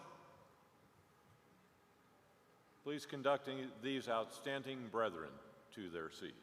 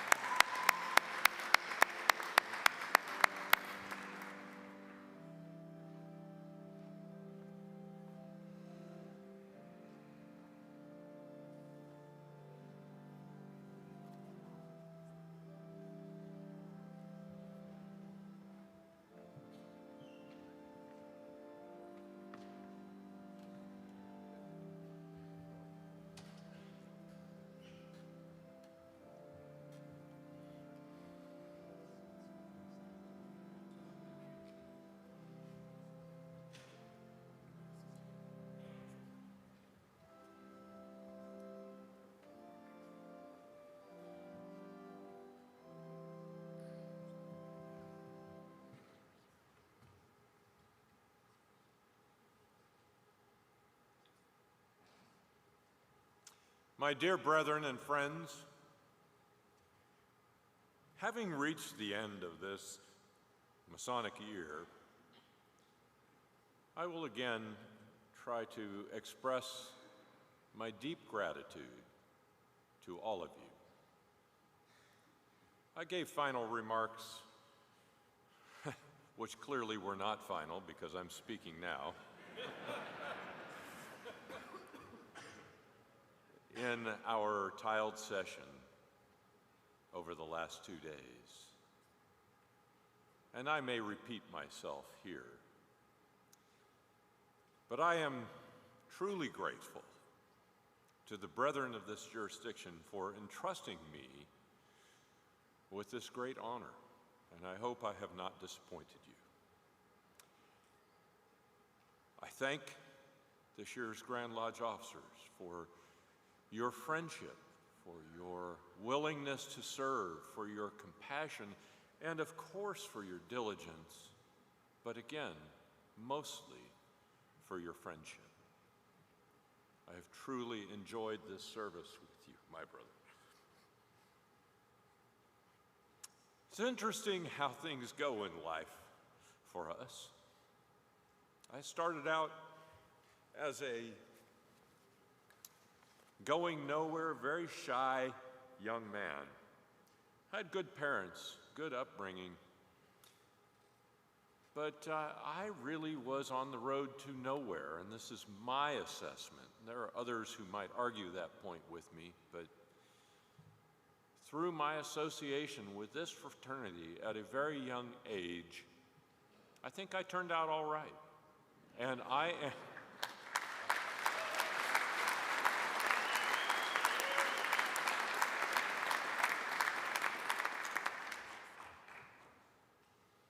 And I am absolutely convinced of the goodness of this fraternity and the wonders that it can do for humanity. I have asked you all to share the light of Freemasonry, and we have heard today many expressions of how that might be done in one's life. Margaret and I have thrown ourselves completely into that endeavor this year. We've traveled around, we have worn ourselves out, and we have had a wonderful time doing it. We have met a host of tremendous, good human beings along the way. And I can tell you all, with sincerity, that I could not have done my part had it not been for my wife and her standing with me.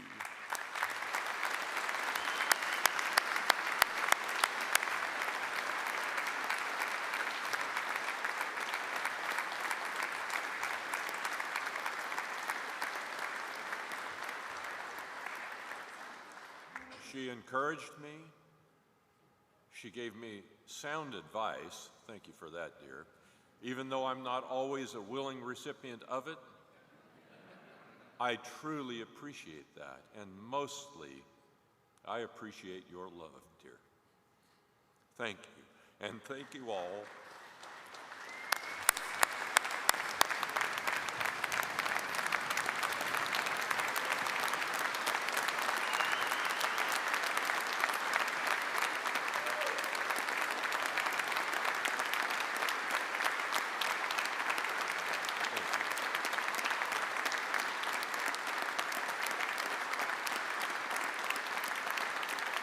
Thank you, my brother.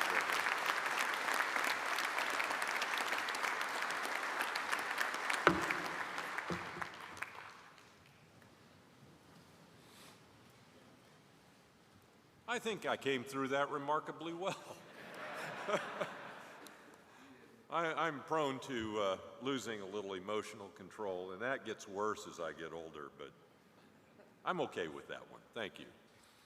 This concludes this portion of our public ceremonies. There will be a very brief interlude, followed by the installation of the 2025 Grand Lodge officers. I ask our audience to please remain in your seats. If you leave, be sure to return before 9, we're a little late there, before 11 a.m., as the installation will begin promptly at that time. I will give 2 raps for the Grand Lodge officers who will stand and retire from the auditorium for the final time.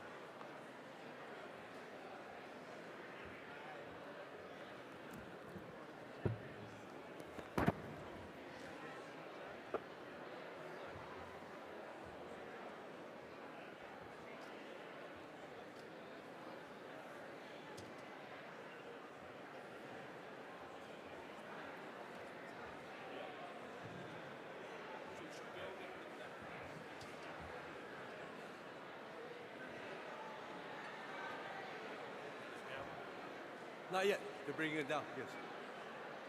Gavel coming down. Art's gavel coming down. Oh, okay. Ayo.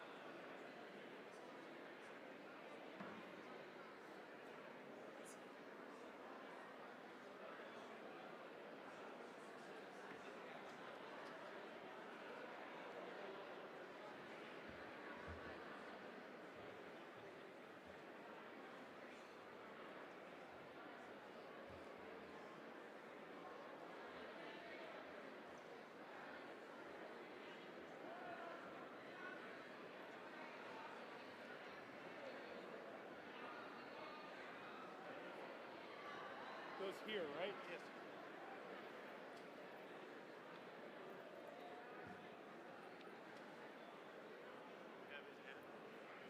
His hat? Somebody does, I hope.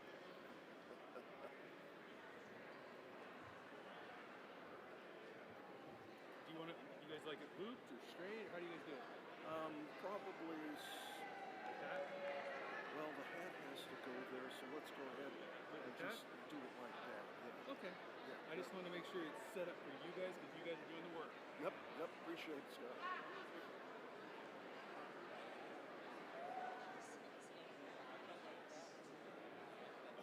Okay. Most, do you need anything else from me?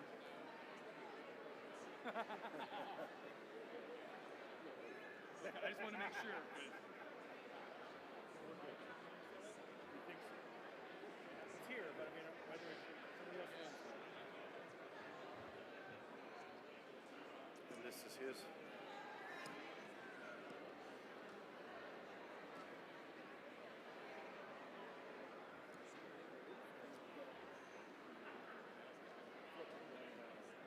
Oh, is he going to want it? He's going to take it. Yeah. You have the label in the right spot, so that it should fit. I've got your chairs back on your line.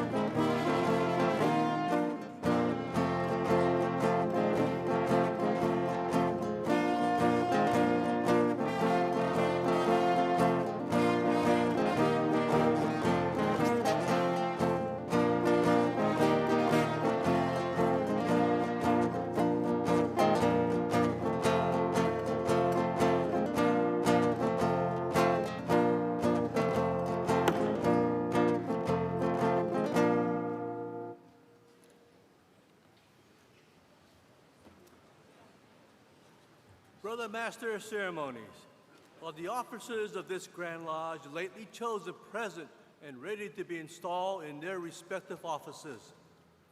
Most worshipful sir, they are present and await your pleasure. In accordance with the teachings of our institution, it is our duty before entering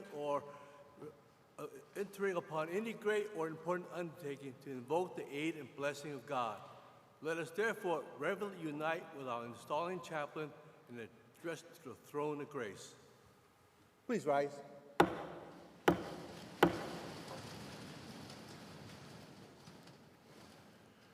Great architect and ruler of the universe, we reverently invoke thy blessing at this time. Grant us thine aid in our present undertaking, that all we may do shall be done with an eye to thine service and to the good of Freemasonry. May those who are now about to be invested with the government and conduct of this Grand Lodge be endued with the wisdom to instruct their brethren in their duties, and the wisdom and beauty to continually guide them by an unerring counsel which thou hast given us in the great book of nature and revelation. May brotherly love, relief, and truth always prevail among the members of our beloved craft. May they be impressed with a comprehension of their duty to thee and to each other, and that Freemasonry may be the means of lasting good in all the world. And to thee we shall ascribe all the honor and glory. Amen. So it be.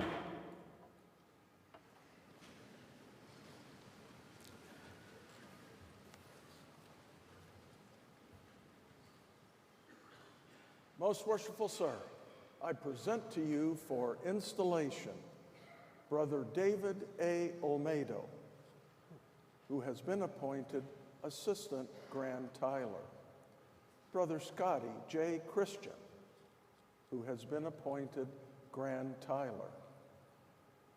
Brother Stephen R. Miller, who has been appointed Grand Organist.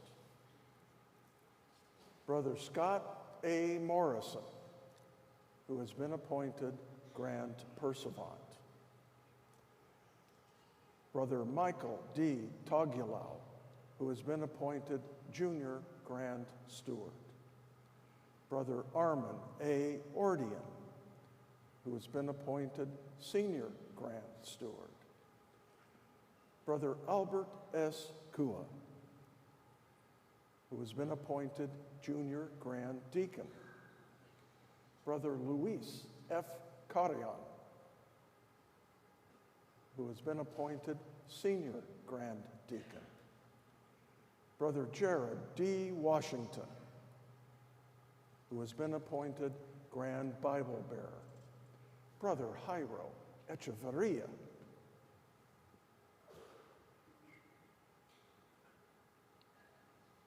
who has been appointed Grand Sword Bearer.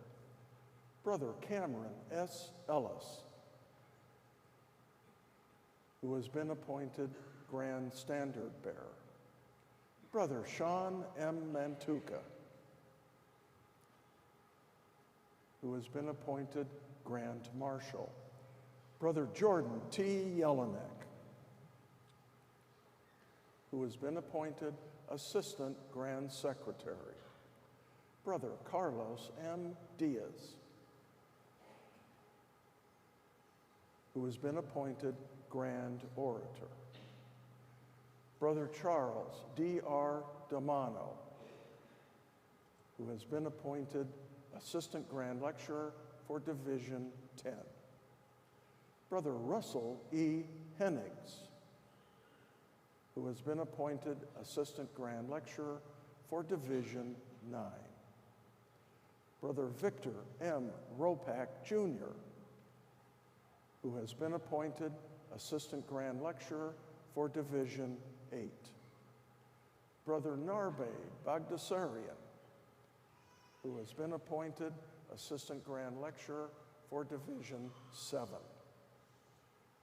Brother Rio L. Santinel, who has been appointed Assistant Grand Lecturer for Division 6. Brother Christian G.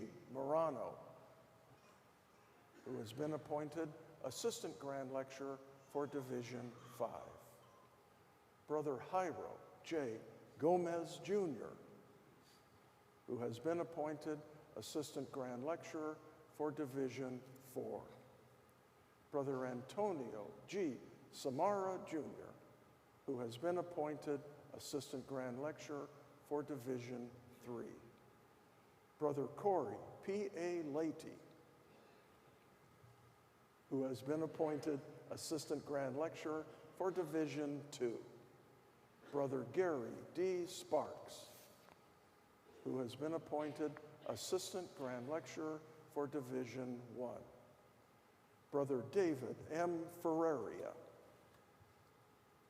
who has been appointed Grand Chaplain for the ensuing year.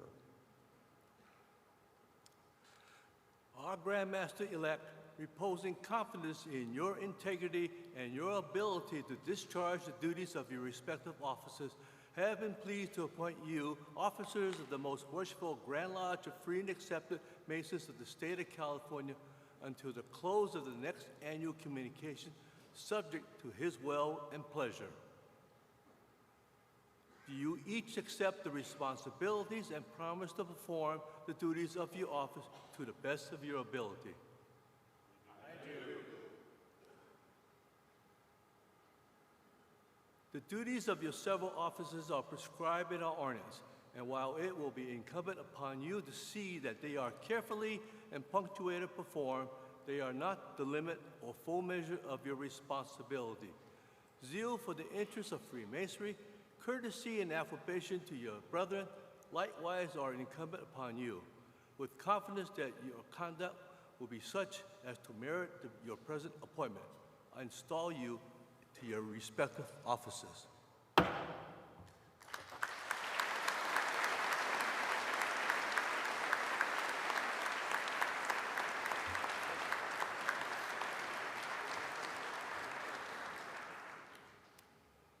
Most worshipful sir, I am pleased to present to you for installation Brother Matthew S. Vanderhorck, who has been elected to serve as Grand Lecturer. Brother Alan L. Kessler, who has been elected to serve as Grand Secretary. Brother Charles P. Cross, who has been elected to serve as Grand Treasurer for the ensuing year.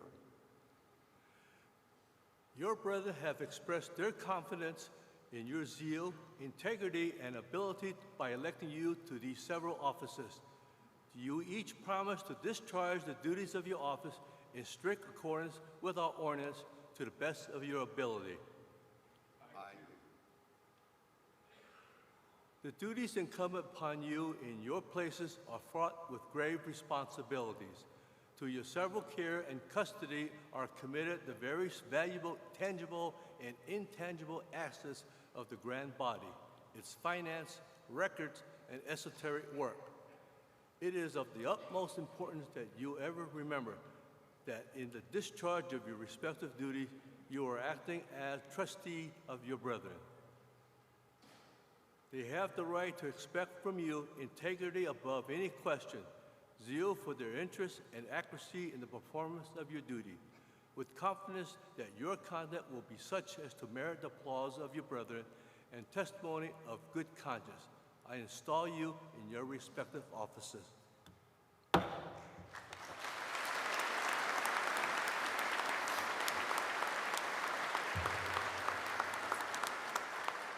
Brother Master of Ceremonies, you will present the Junior Grand Warden-elect and Senior Grand Warden-elect.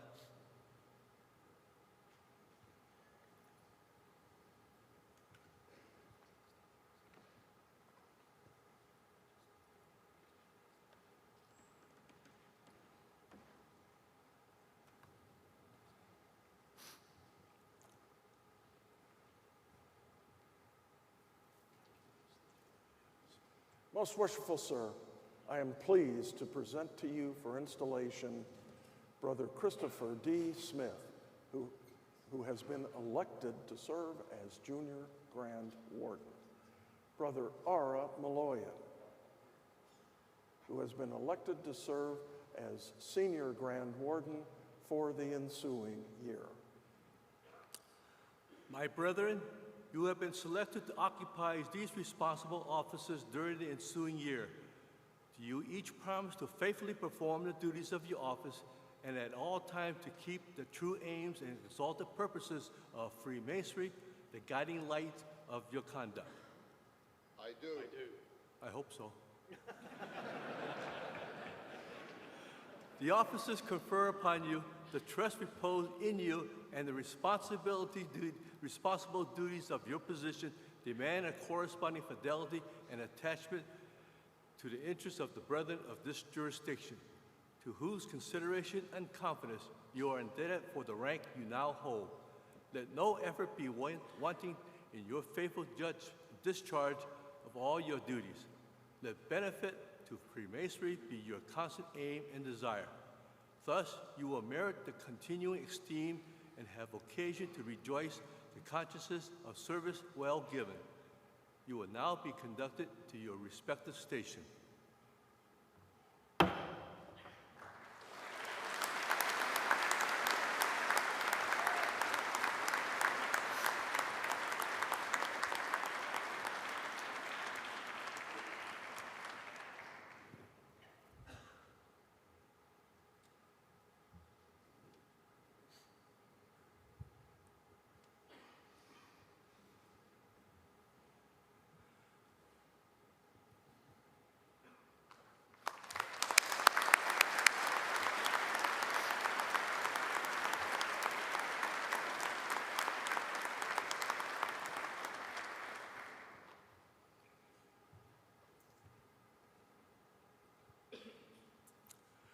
Brother Master of Ceremonies, you will present the Deputy Grand Master-elect.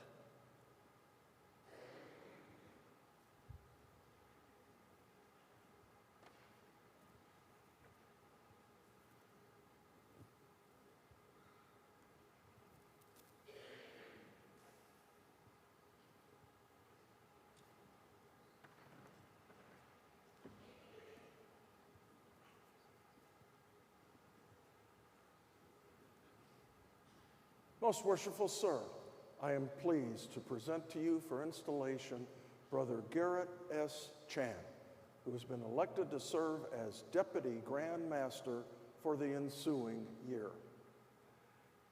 Your brethren have called you to the second highest office within their power to bestow. Do you solemnly promise to perform the duties of that office, to aid and assist the Grand Master with your counsel and cooperation in his present and in his absence or inability to act, to faithfully discharge the duties and responsibility of his office? I do.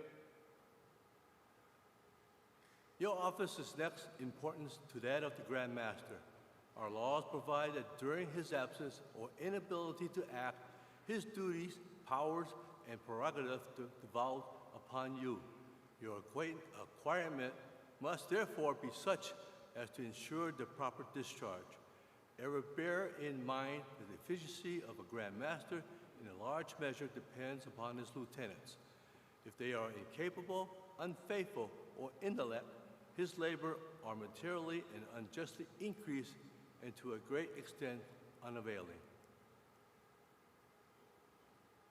Confident that you will teach the brethren by precept and example to bear with each other and advance the cause of Freemasonry, I direct you to be conducted to your station in the east.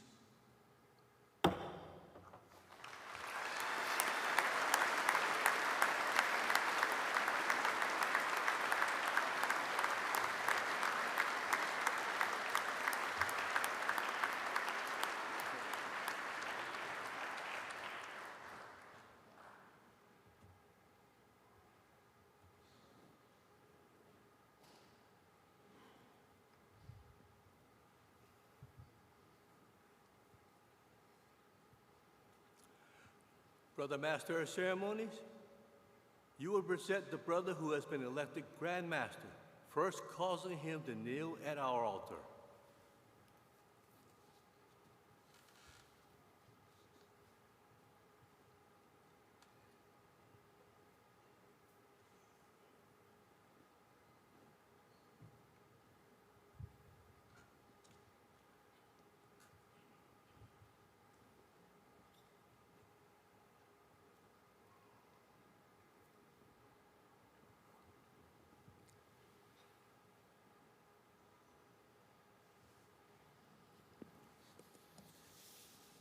Most worshipful sir, I have the high honor and distinct privilege to present to you for installation Brother Arthur L. Salazar, Jr., who has been elected to serve as Grand Master of Masons in California for the ensuing year. My brother, you have been placed at our altar in your present position to remind you of that first lesson taught to you in Masonry, that you should never enter upon any great or important undertaking without first invoking the aid and blessings of God. The repetition of that lesson is particularly appropriate now that you are about to enter upon the greatest and most important undertaking of your fraternal career. It is fitting and proper that you should present yourself on bended knees before the great architect of the universe and humbly implore him to impart to you wisdom and humility, to save you from pride of opinion, that you may govern wisely, courageously, and yet with kindness and courtesy to your brother. Again, in these moments, you must commune alone with him who knows all your thoughts and deeds and resolution for the future.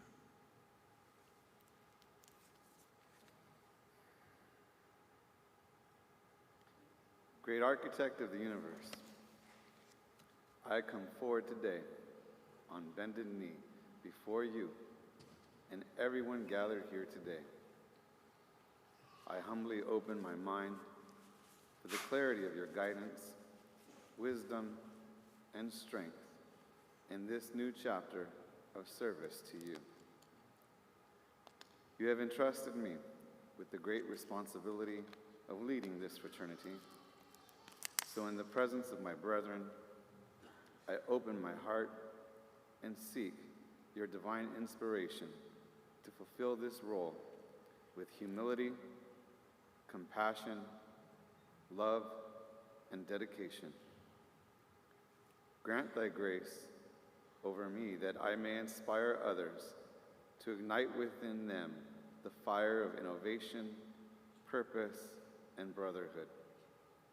May the timeless values of our craft guide our every action, and may our work be a source of inspiration and hope for the world around us. Bless this fraternity that we may continue to uplift one another, serve our communities, and inspire future generations to carry forward the legacy of Freemasonry. May we ever strive to create a brighter future for all and bring honor and glory to your holy name. Amen.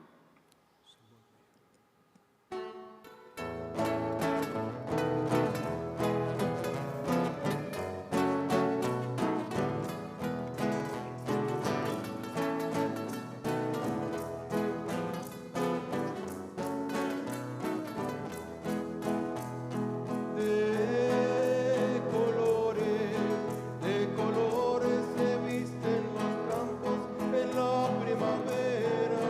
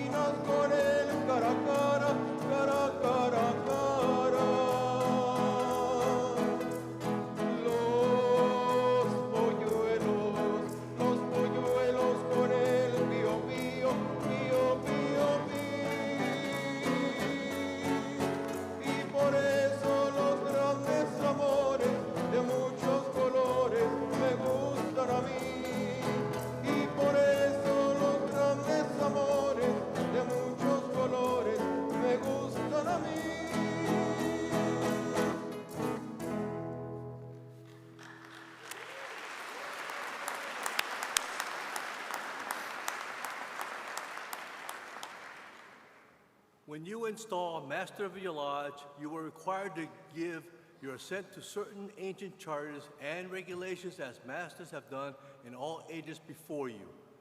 Now that you're about to be installed Grand Master, do you reaffirm your assent to those charters and promise to continue to support those regulations? I do.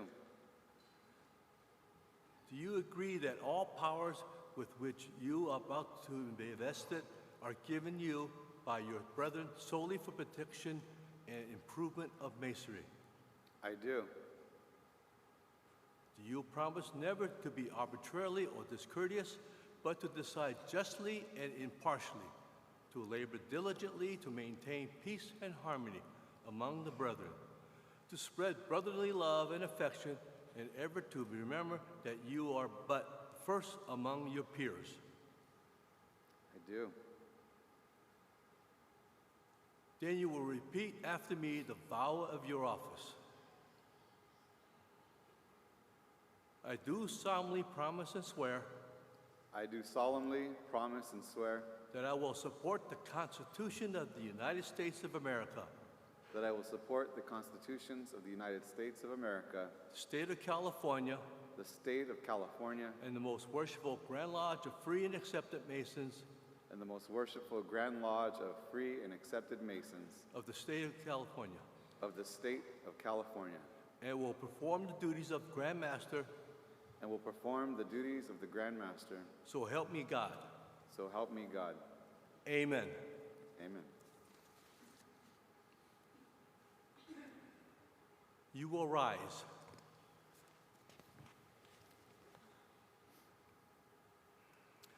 In consequence of the promises and vow which you have given in your presence of your brethren, I shall now cause you to be invested with the jewel and symbol of your office and conducted to your station in the east.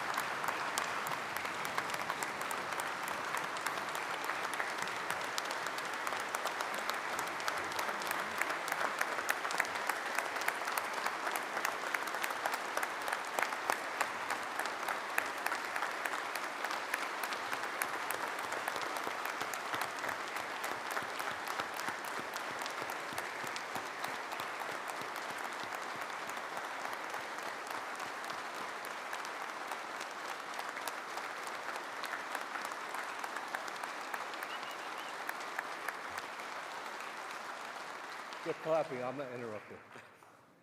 Most worshipful, the progress and welfare of Freemasonry within our jurisdiction during the ensuing year will materially depend on you and the officers chosen to serve with you. Remember that only out of fitness to govern arises the right to rule.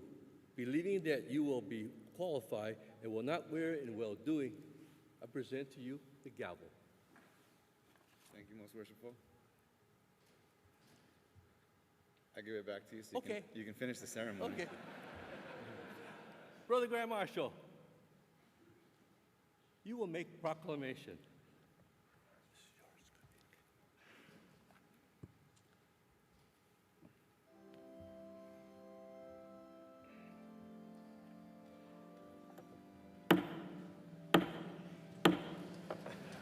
You were standing up.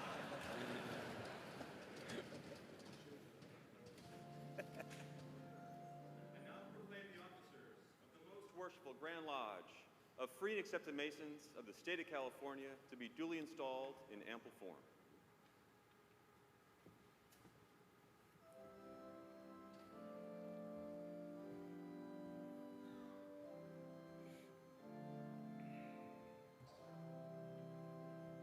brethren of the Grand Lodge, you would join me with saluting by a battery of three to our new Grand Master. Together, brethren.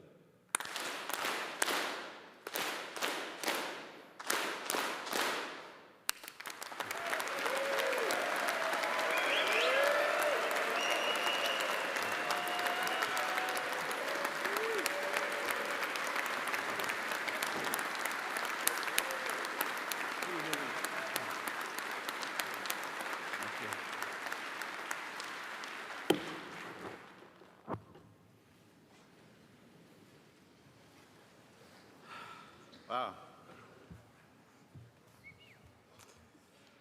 So I'd like to thank the installing team. Installing officer, Most Worshipful Frank Louis.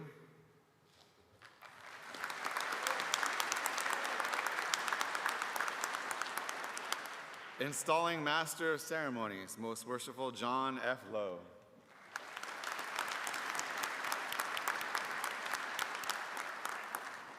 And installing Chaplain, Most Worshipful David R. Doan.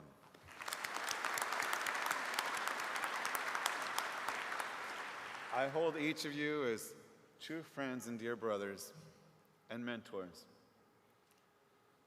You have given me a wonderful example of Freemasonry and leadership over the years, and I truly value your friendship. Thank you so much, Most Worshipful sirs.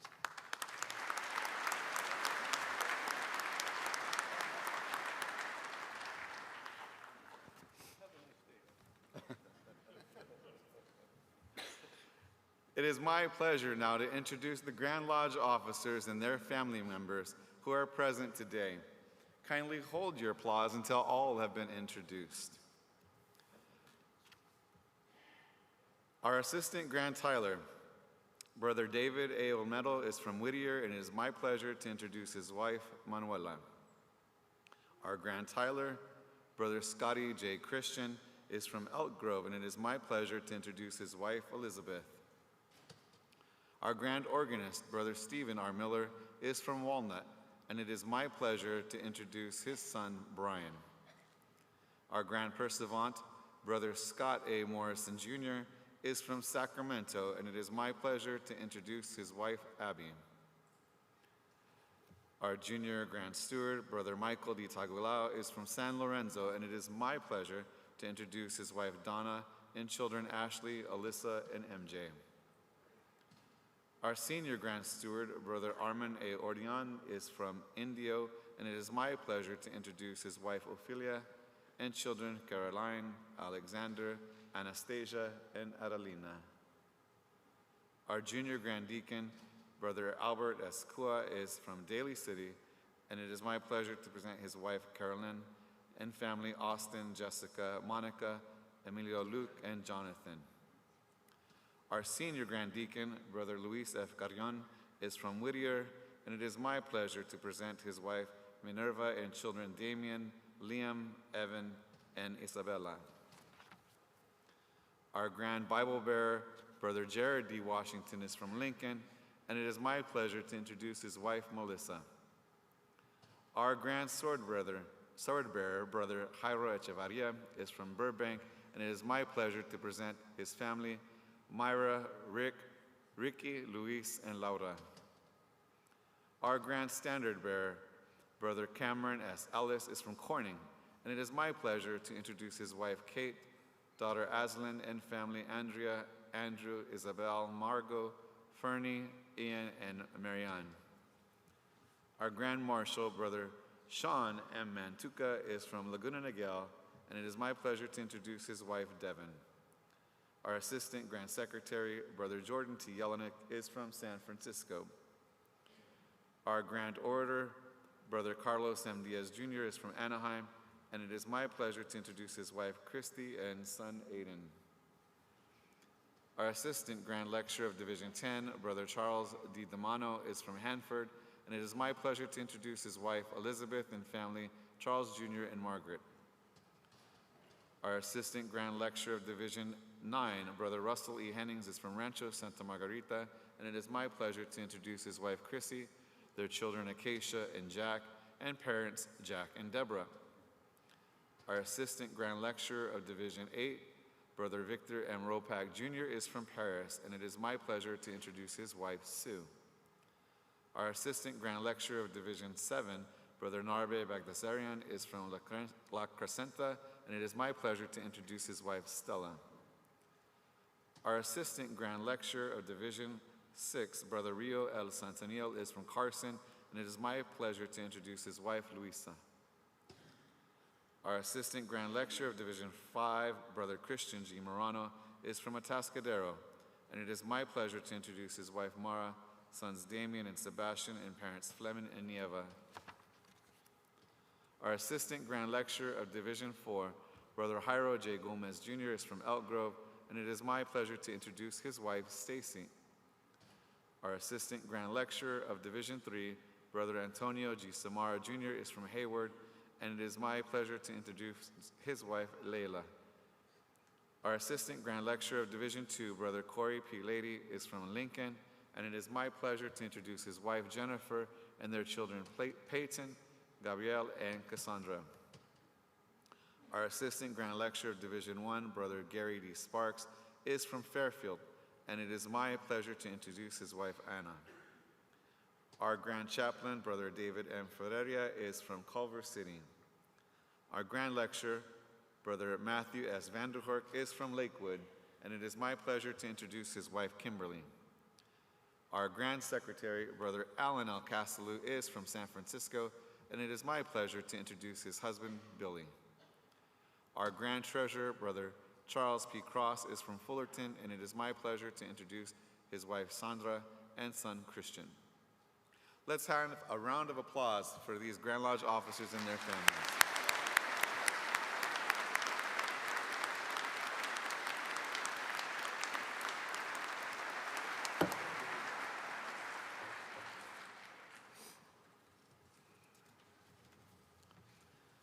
Our Junior Grand Warden, Senior Grand Warden, and Deputy Grand Master will each introduce his family, and then I will introduce my friends and family. Kindly hold your applause until all have been introduced. Our Junior Grand Warden, Brother Christopher D. Smith, is from Redwood City. Thank you, Most Worshipful. It is my honor to introduce my wife, Lanice, and good friends, Jackie and Randy Kafer. Our Senior Grand Warden, Brother Ara Maloyan, is from Pasadena. Most Worshipful, it is my pleasure to introduce my soulmate and partner, Sosa. Our Deputy Grand Master, Brother Garrett S. Chan, is from San Francisco. Thank you, Grandmaster. It is indeed my pleasure and honor to introduce you to my beautiful, loving, and supporting wife, Joe May, and my two sons, Curtis Chan, Nicholas Chan, and his girlfriend, Isabel. This day was made so very special by the attendance of my family.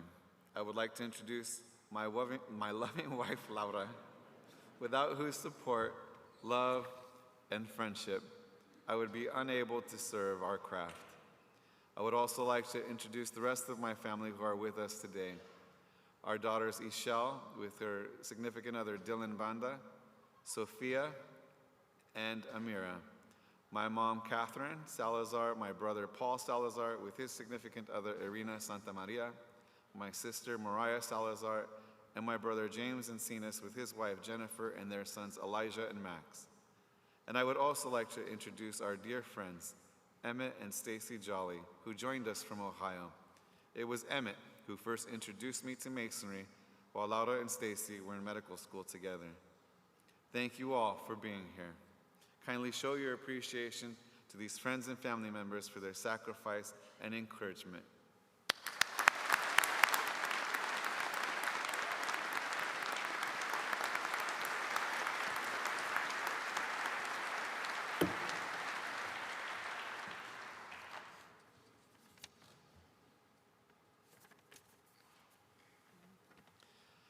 We have some special guests today, residents from our Masonic homes in Acacia Creek, who will now stand so we can recognize them.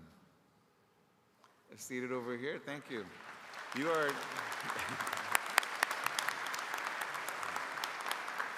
You are an inspiration to us all. Thank you for being with us this morning, and thank you also to those of you who are watching us from the homes in Covina and Union City. Thank you.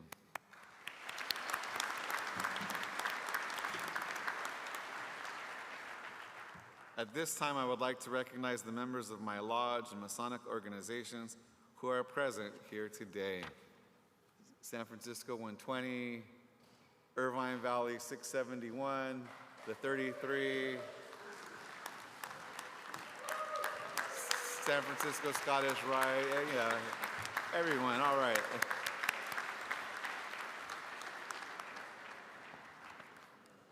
I won't go through the whole list because then my wife might find out how many groups I belong to. We are blessed with the most phenomenal staff throughout our operations. I ask all members of our staff to please stand, including those of the Grand Lodge, the California Masonic Foundation, Acacia Creek, and the Masonic Homes of California. They're out there somewhere, yeah.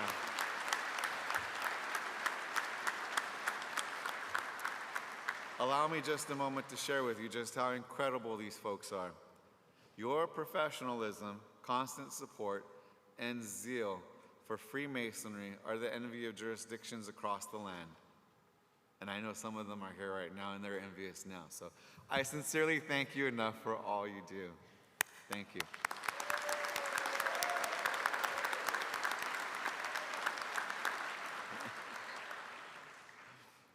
It is my pleasure to recognize the past Grand Masters of our Grand Lodge and their significant others who will now stand for recognition. Thank you, my brothers, for all your wisdom, guidance, and dedication. As you built on the legacy of those who preceded you, it is my hope that I do you an equal justice. Thank you.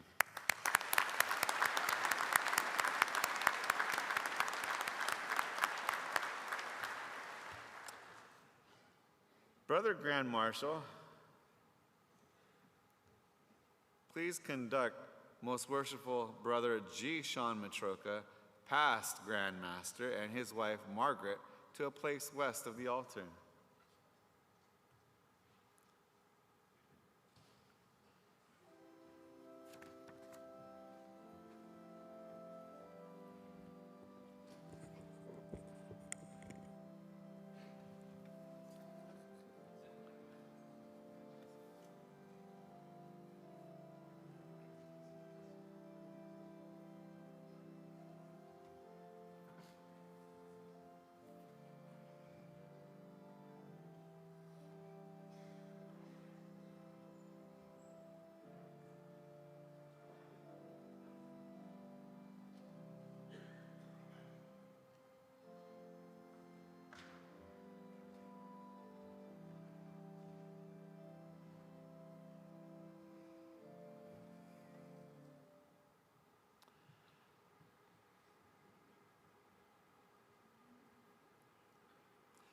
Most Worshipful Sean, it is my pleasure to welcome you for the first time to your Grand Lodge as a past Grand Master.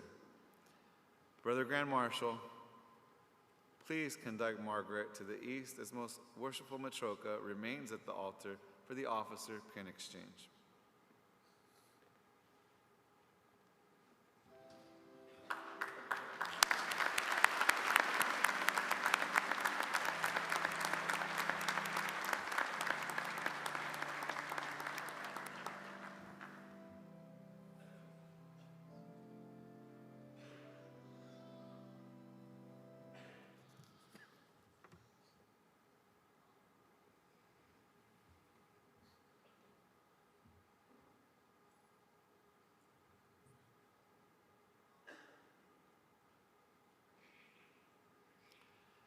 Brother Deputy Grand Master, Brother Senior and Junior Grand Wardens, you will meet me west of the altar for the pin exchange.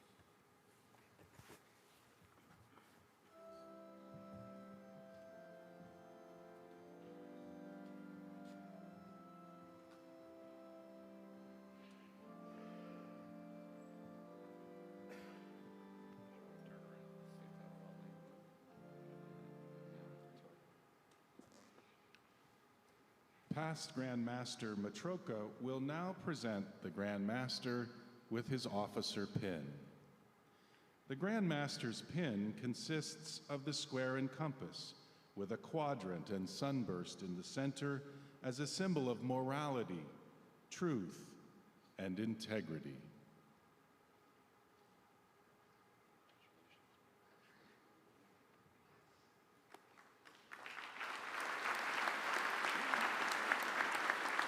Grand Master Salazar will now present the Deputy Grand Master with his officer pin. The Deputy Grand Master's pin is the square and compass and a gem in the center, symbolizing his duty to be true to those same ideals, especially when assisting or acting for the Grand Master.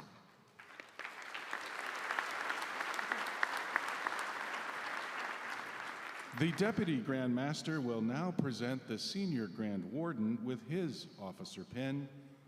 The Senior Grand Warden's pin is the level, reminding us that we are all equal and worthy of mutual respect.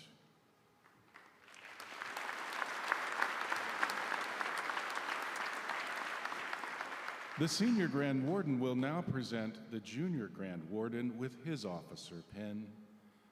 The Junior Grand Warden's pin is the plum, reminding us to walk uprightly and to live creditably.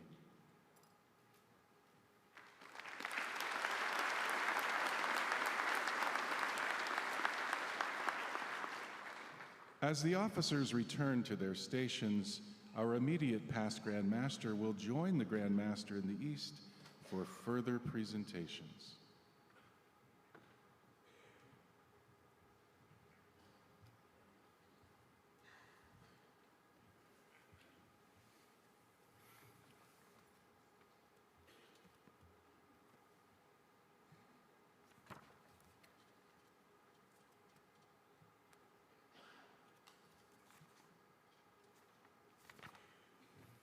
I guess I'm supposed to be over here. I will now present to you the past Grand Master's apron, collar, and jewel, the past Grand Master's pin, and past Grand Master's card to you on behalf of the Grand Lodge.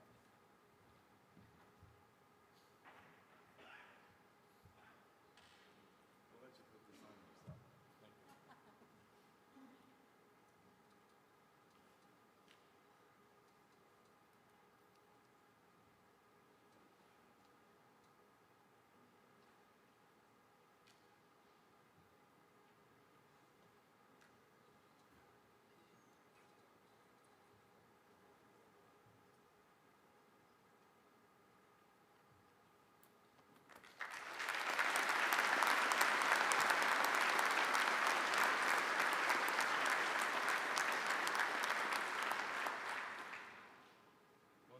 Sean, may we hear from you at this time?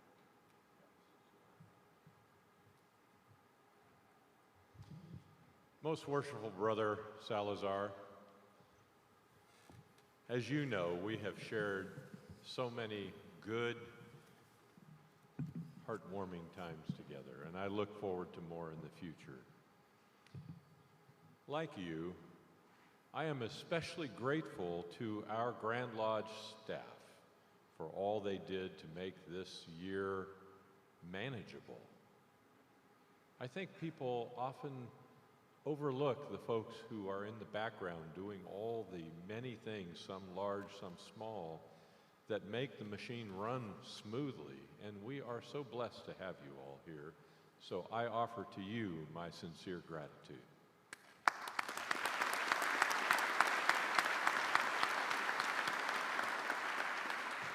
I told our newly installed Grand Master when we were embracing here just a moment ago, this is what relief looks like. And then, of course, I assured him I'd be here for him, but I hope he doesn't call. It's been a wonderful year. Margaret and I are ready for a break, but as I mentioned earlier, this is truly the blessing of a lifetime, and I am eternally grateful to you all for giving it to me. Thank you.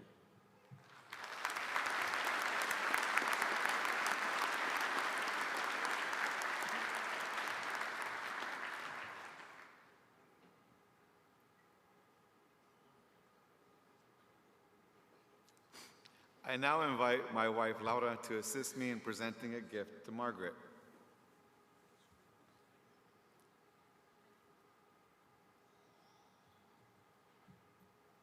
Dear Margaret, I am so thankful for your friendship and the role model that you provided us, and being such an amazing mom. And I really loved all the trips that we were on, all the adventures that we won't talk about.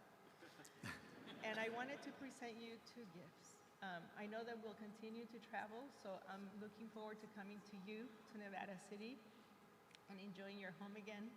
So I don't think this is a goodbye. We're seeing and see each other very soon. But I wanted to give you two gifts.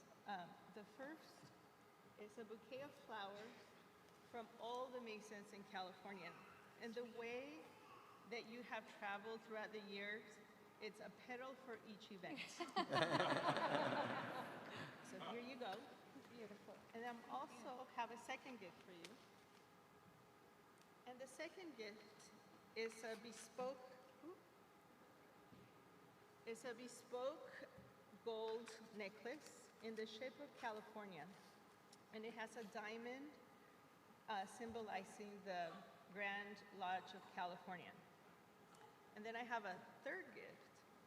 And this is a little token of our appreciation so that you can actually enjoy and rest, because you guys deserve it. And thank you for being such great ambassadors for us.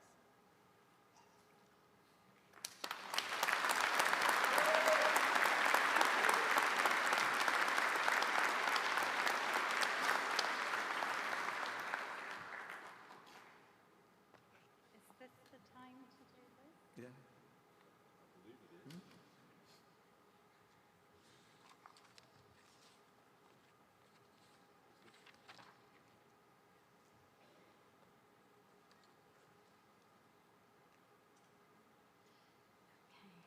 I found it. During the past year, I wore a custom pin denoting the special role spouses hold in supporting Freemasonry.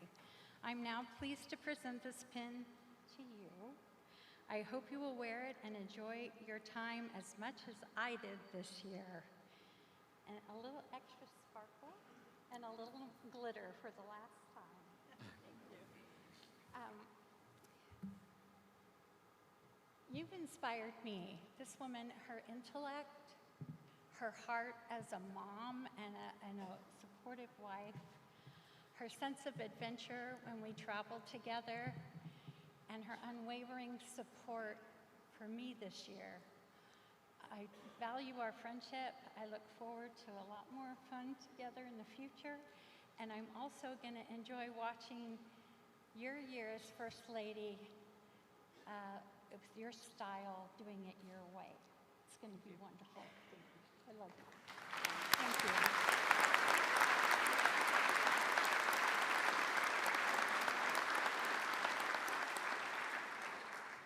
Thank you, Laura, for assisting me. Brother Grand Marshal,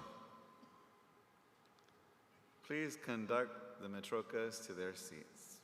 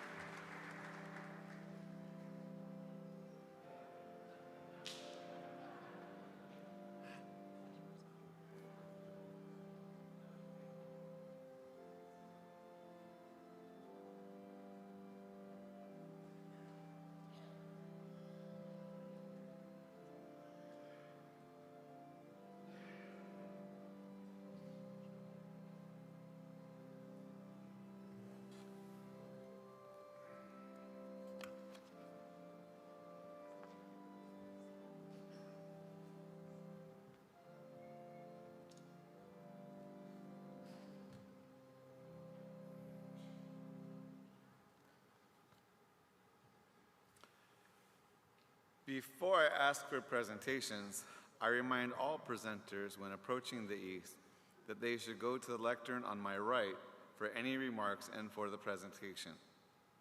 So now, are there any presentations?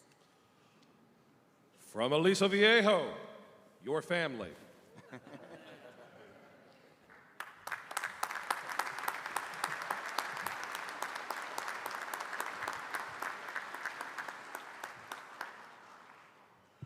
So we are delighted that we are here, and we wanted to present you with a special gavel. If you please could open it as I may speak about it. It has the Grand Master symbol for the year, but the base is taking the motif that you have chosen for the year with the Aztec prints. And we have seen your dedication over the last 20 years and all the impact that the previous Grand Masters have had on you. So along the edges of the pyramid, there are the symbols and the emblems that the past masters have used over the last 20 years that you've been a Mason, culminating with his symbol at the base of the sounding board.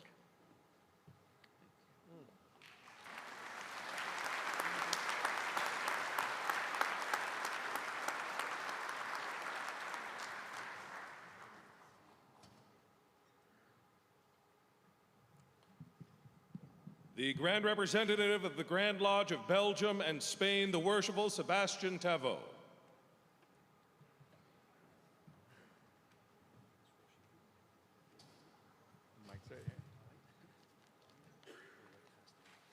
On the behalf of the most worshipful Benoit Jadot and all the brethren of the regular Grand Lodge of Belgium, and as their Grand Representative in California, I am pleased to present to your First Lady and you this gift, which will hopefully make your year more enjoyable. Oh, thank you. I do not unpack them because they may be liquids and adult beverage and some chocolate. So please enjoy. If the year is tough, you will know what to turn on. En nombre de él muy venerable, Gemma Oleaga, Valvidea, y de todos los hermanos de la Gran Logia de España, y como su gran representante en California, me complace presentar a su primera dama y a usted este regalo y el deseo un gran año. Como el gran maestro. Thank you. Thank you. Thank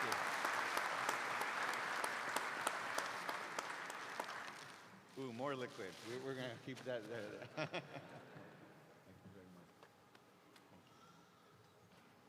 The Grand Standard Bearer of the French National Grand Lodge, the Right Worshipful Philippe Milgrom. Most worshipful, it's my honor and my pleasure to present to you the Scottish Rite apron for the Grand Master. You are the number 4. Oh, wow. And to remind you, you have your name over here. Wow, that's beautiful. Of course, it's also from La France Lodge 885. Thank you so much. That is a beautiful apron. Thank you so much. Thank you. The Grand Master of the York Grand Lodge of Mexico, the Most Worshipful Marco Reyes.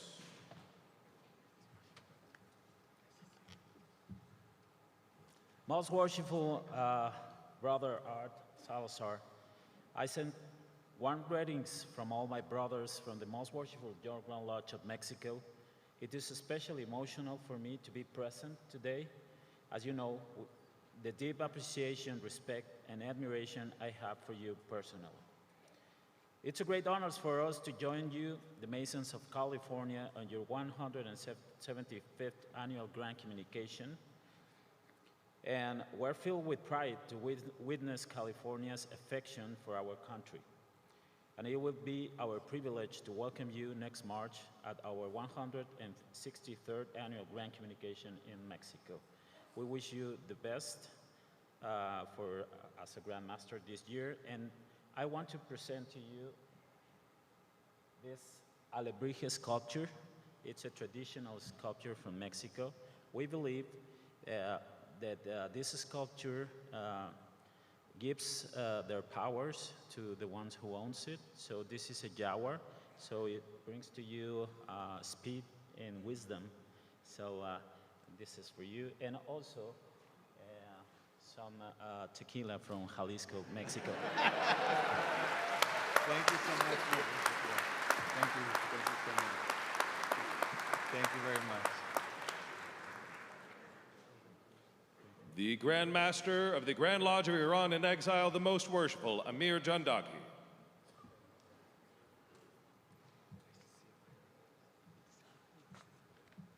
Most Worshipful Salazar, brethren, ladies, and guests, it's truly a pleasure and an honor to be at this annual communication.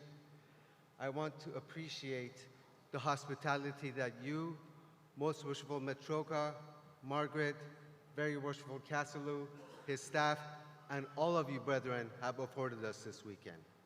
I want to congratulate you on your ascension to the Grand East and your Grand Officers on their installations. We wish you a wonderful and successful year. We had the privilege of hosting you, your Grand Officers, and past Grand Masters at our semi-annual communication last week. And your presence at our semi-annual communication just 1 week before this event, with everything that you have going on, is a testament of your brotherly love and support for the Grand Lodge of Iran in Exile and all its members. Not only did your presence solidify our fraternal bonds, but it gave us the hope and inspiration we need to continue our work to preserve the light of Iranian Freemasonry during our time in exile. As a small token of appreciation, I would like to present to you this symbolic gift, which represents the flame of Iranian Freemasonry. Until one day, hopefully in the near future, together we will be able to take it back to its homeland, where we can light the flame of Iranian Freemasonry to spread it and its Masonic ideals to our Iranian brothers and its society at large. Thank you, Most Worshipful. Thank you.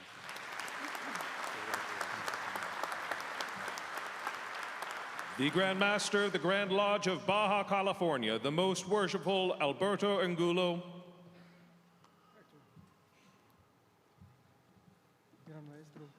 Most Worshipful Grand Master, we give you this bottle of wine, which is made in Baja California. We know how he will use it.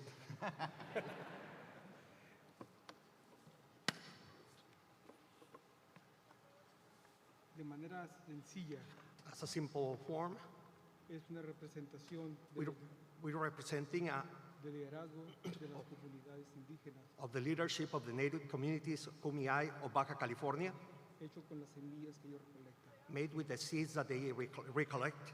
Se lo entregan a sus líderes, They give it to their leaders, representando él, which in the middle is circle, cada semilla, cada familia que tiene que and each seed is a family and community.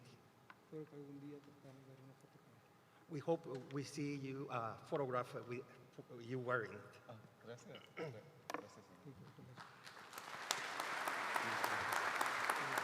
Congratulations.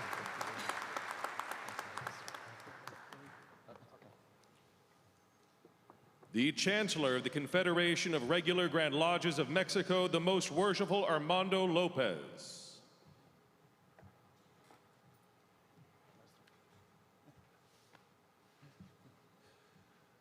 Grandmaster, Breathe-In everybody, good afternoon. I'm really excited to be here today.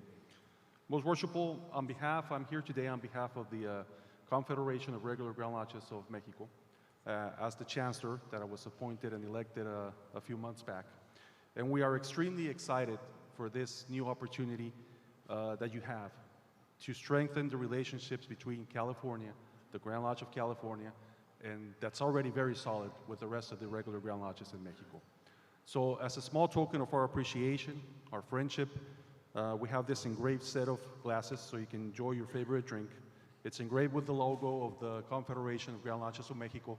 So whenever you sip on your favorite drink, you can remember that you have a lot of brothers, a lot of friends south of the border that are extremely excited for this year and for you.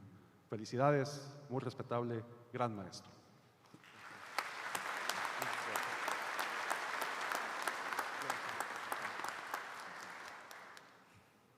The immediate past Grand Master of the Grand Lodge of Turkey, the Most Worshipful Rint Akuz.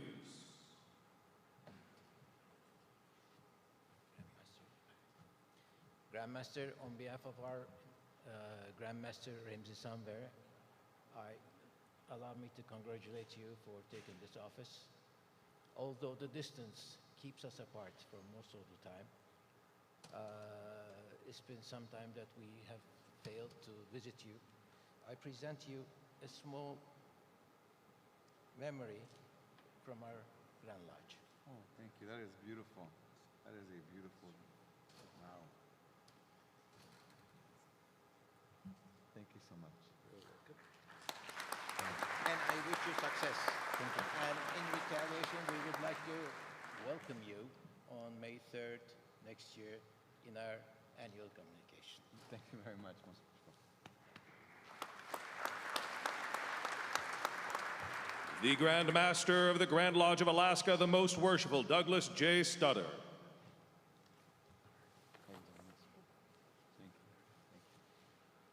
Most Worshipful Grand Master Arthur Salazar. That is such a wonderful thing to say.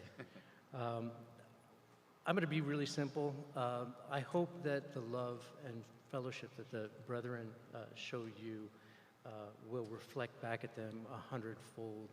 You are an amazing man, and I am so happy to know you and Laura.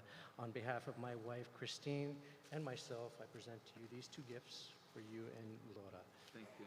And have a wonderful. Thank you so much. The Grand Master of the Grand Lodge of Oregon, the Most Worshipful Timothy Best, and his wife, Teresa. All right, they told me to talk into the mic. Okay, we can lift that one up for you. There we go. Most Worshipful. Doesn't that sound good? It's been great going through the Grand Line with you together, and this is a wonderful installation. And we have just a few things for you here from Oregon that you can open up later. Thank you. And then The First Lady of Masonry in California. And Laura, this is for you. My theme this year is about treasuring our time together, and it has been a pleasure to get to know you these last few years. There's a few things in here for you to just lighten your load in your travel, and my lady's pin and bag, and again, just treasure your time, and it's been a pleasure. I look forward to seeing you later. Thank you. We will. Blessing. The Master of Royal Street Lodge, the Worshipful Nathan Williams. Most Worshipful. Several years ago, my family purchased a winery, and every Mason knows that if you own a winery, you have to produce a wine that is for Masons. And so this year, I am proud to present the Grand Master's Jewel, a 2021 cab that is just for you. This is the first bottle ever produced, and we are proud to announce that $15 from every bottle will go to the Masonic charity of your choice. Thank you so much.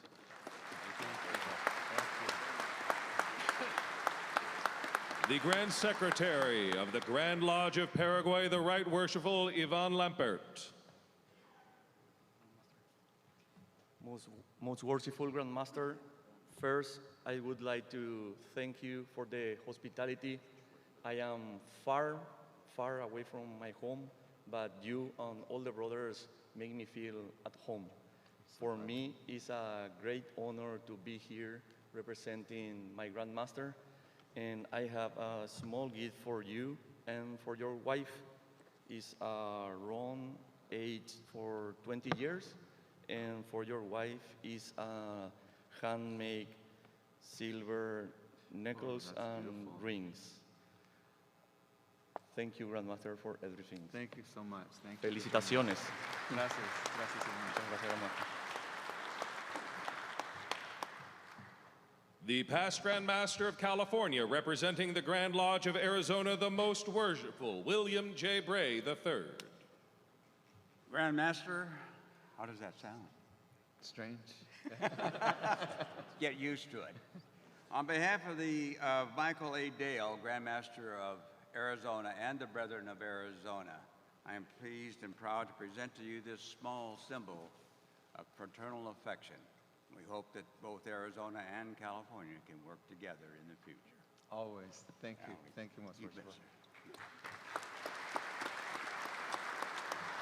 The Chief and Assistant Rabbans of El Bacal Shrine, Nobles James Sagerstrom and Keith Jones. Oh, that looks like I need to take this off now.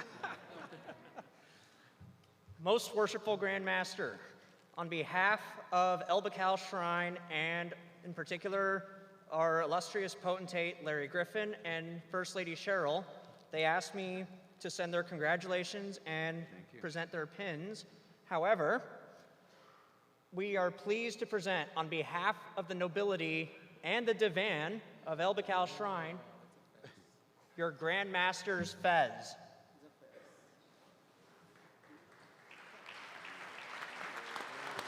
Looks good on you, Art. Thank you.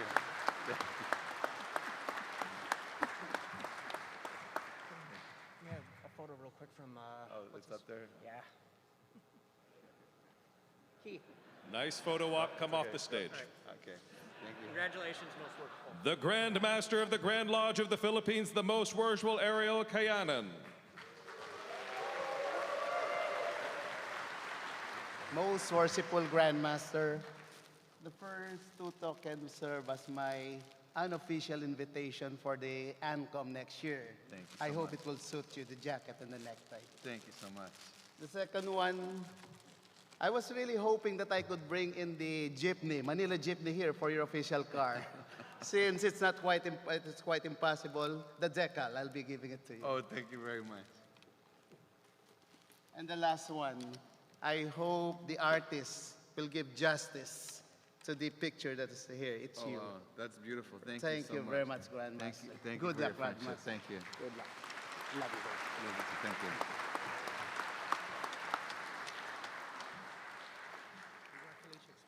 Thank you so much. The Ambassador of the Grand Master of the Grand Lodge of Lithuania, the Worshipful Zil Zelenkas. Most worshipful Master, dear brothers, as our country separates 6,000 miles, we still have one thing in common. Freemasonry was brought in Lithuania back in 1776, exactly when Declaration of Independence was signed. And our brothers, Lithuanians Masons, had a very huge influence in creating a unique constitution in Europe. So here is the book reminding all these historical events. Thank you so much for visiting us. Thank you. A past Grand Master of the George Washington Union, the Most Worshipful Natalie Volkov.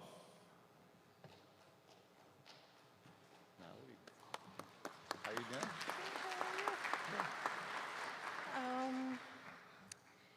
Most Worshipful, dear Brother Art, on behalf of the George Washington Union, huge congratulations on your installation as Grand Master of the California Grand Lodge. What a fantastic and inspiring journey you have embarked upon.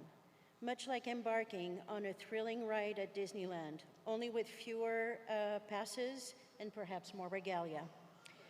May your term be filled with the courage of Simba, the wisdom of Yoda, and the vision of Walt Disney himself. Here's to a successful and joyful tenure that brings both prosperity and a little pixie dust to the brethren under your guidance. Warmest congratulations once again. Looking forward to seeing the wonderful adventures you will lead the California Grand Lodge on, with our best wishes. Thank you so much. So that's just a little funny card. This is Mickey Mouse, Mickey Mouse with a Freemason, top hat. and it's Oh, and little. he's got a Masonic pin on. And of course, these just because they were really cute. Oh, but of course, yes. And this is one for Laura. Thank you so much. Thank you so much for your friendship.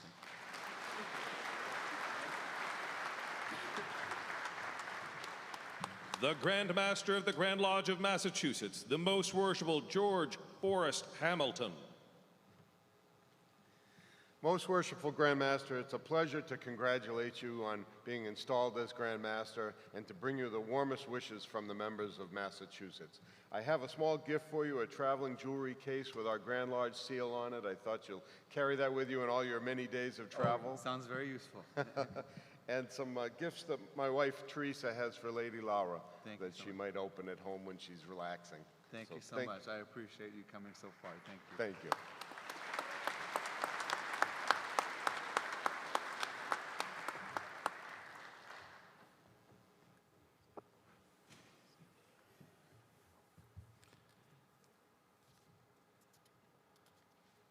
All right. Who needs Christmas when you've got installation, right?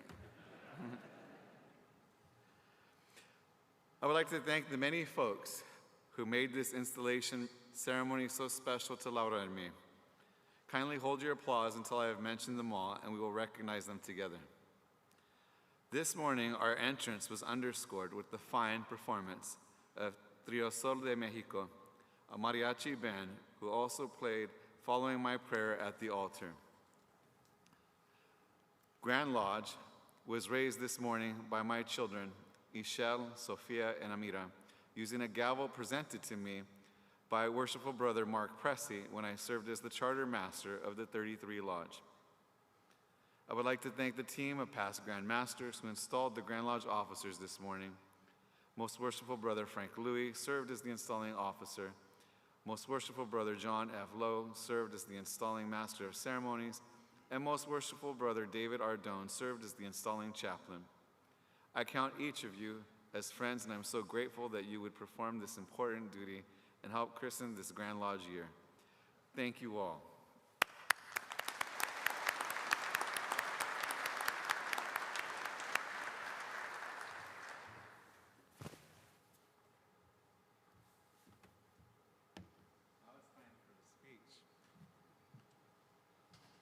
It's only 30 minutes. Hang in there. No, I'm just kidding. It's like, I've timed it. It's less than 10, I think.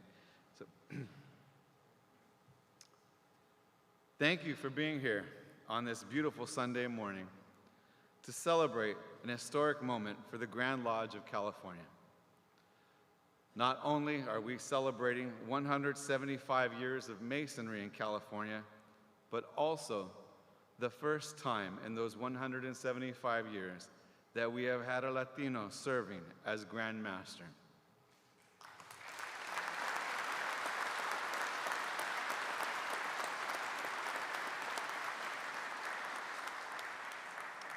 And as I have learned also, at 49, the youngest Grand Master to serve in modern history.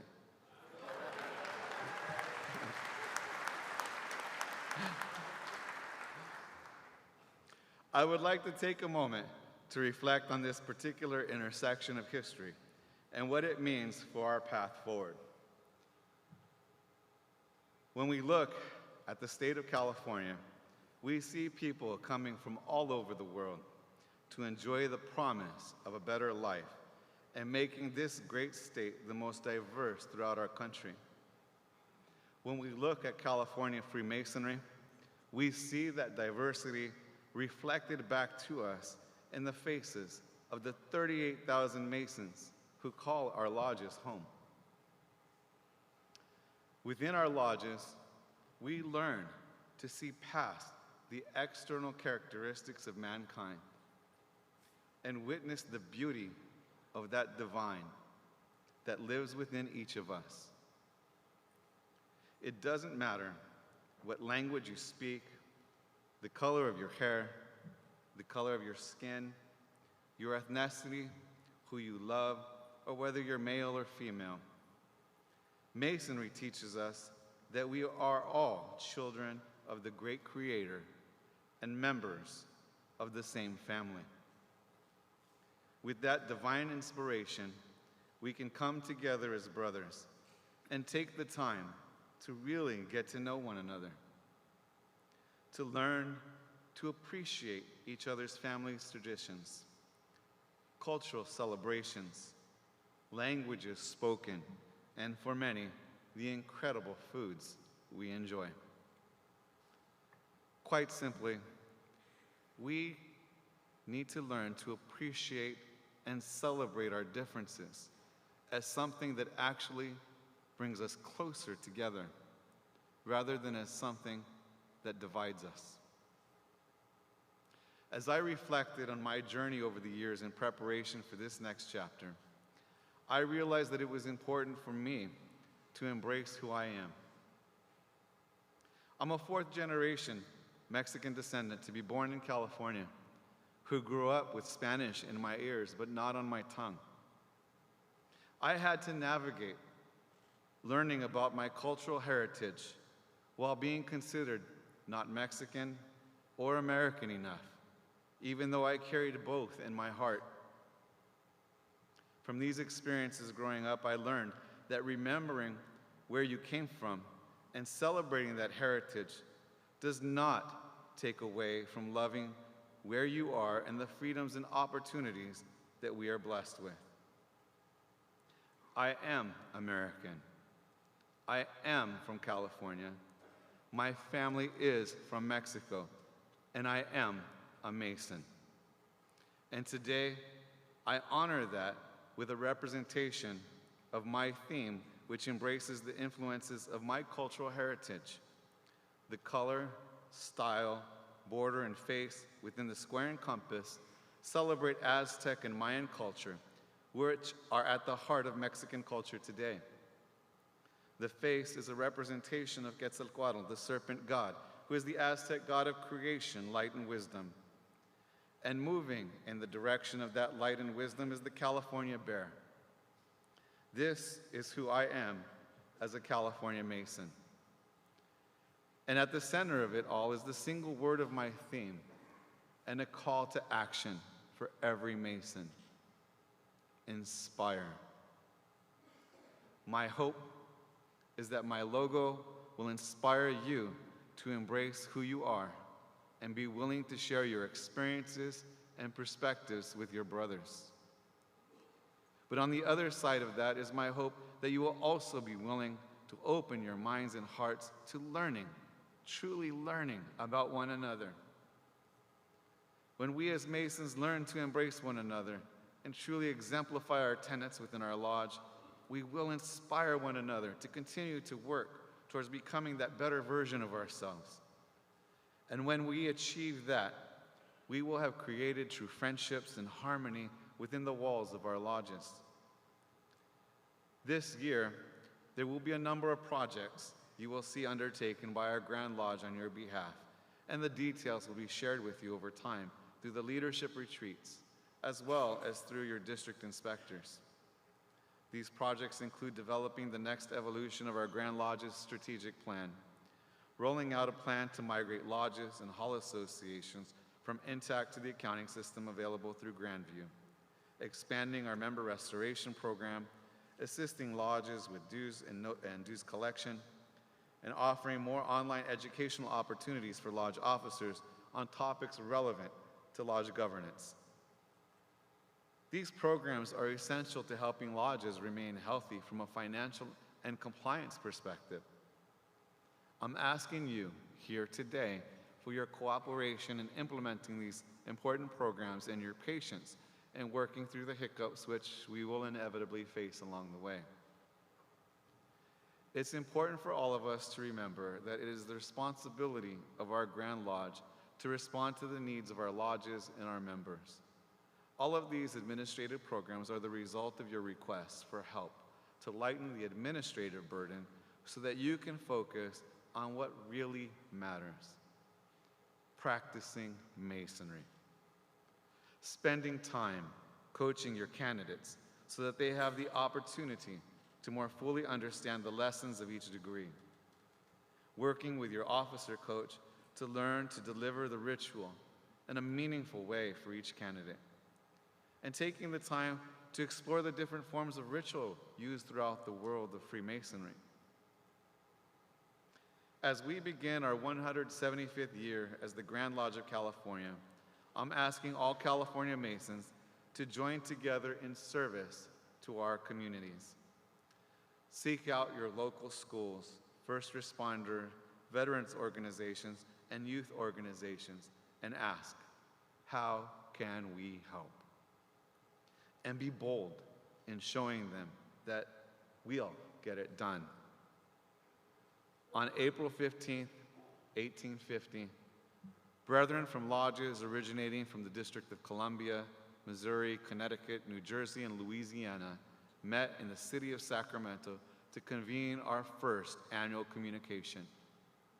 This year, on Thursday, April 15, 2025, I'm asking all California Masons to make a special effort to engage beyond the lodge and participate in a community service project on that day in particular.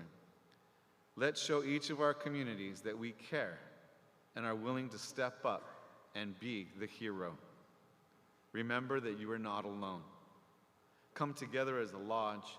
Come together as a district. Come together with all the members of the Masonic family in your community. Lead the way in your community as the shining example of a hero. Inspire them through your actions to join the efforts to serve our fellow man and lift one another up. Inspire them through your commitment to seek out your lodge as a place where good things happen. Our communities will learn about Masonry by how we communicate our values, but more importantly, they will remember Masonry by how we made them feel with our actions. I would like to leave you with this story. In 2011, our Grand Lodge initiated a partnership with Raising a Reader, and the incoming master of my lodge in Orange County wanted us to participate in a meaningful way.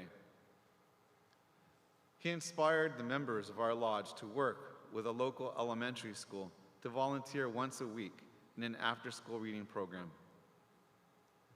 Our members were so committed to this program that for several years, we changed our work schedules around to be there every Tuesday afternoon. Over time, we began hearing from the teachers and parents that the children were not only catching up with their class, but that they were actually falling in love with reading.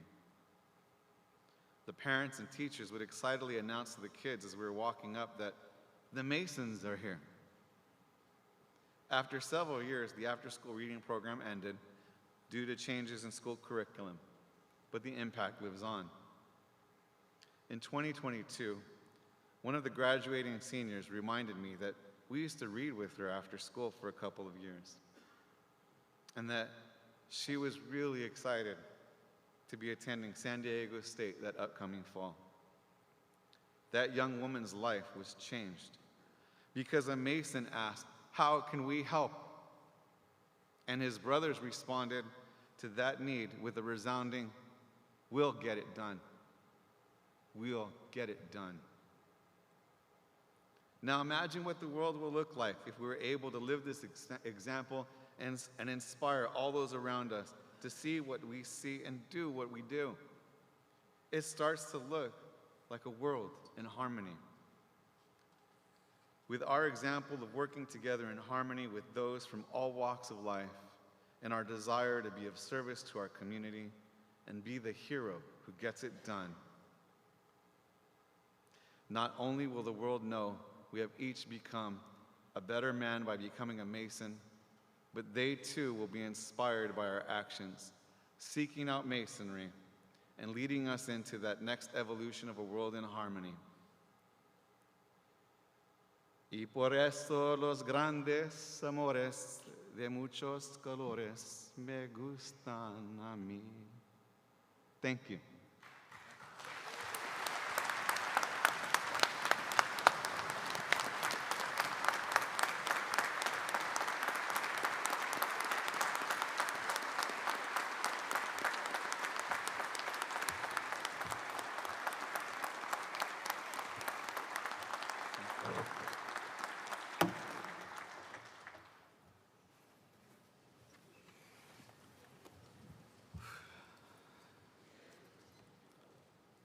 Friends, this concludes our annual installation of officers. Thank you all for attending. In a few moments, we will retire, but for now, give your attention to the Grand Chaplain who will lead us in the Benediction. All rise as you are able.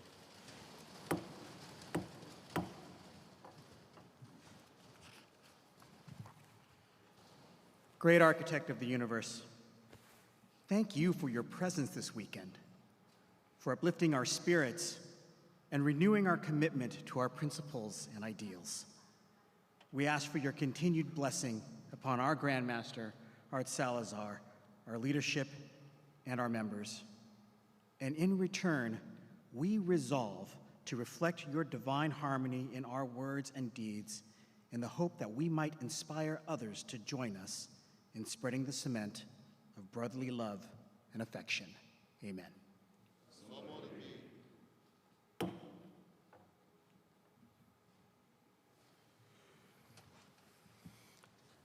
This concludes the installation of officers. I ask the audience to please remain in your seats. I will give 2 raps for the 2025 Grand Lodge officers who will stand and retire from the auditorium for the first time, followed by the 2024 Grand Lodge officers who join Most Worshipful Sean and Margaret. Then kindly join us in the Great Hall for the reception and refreshments.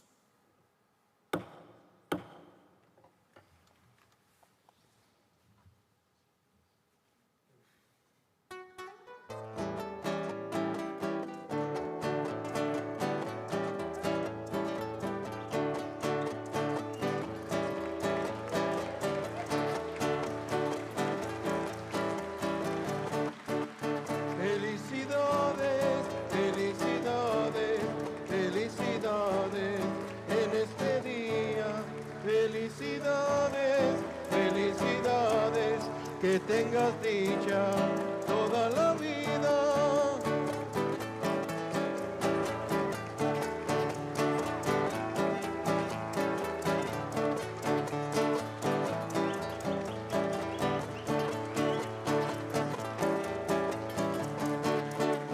Felicidades.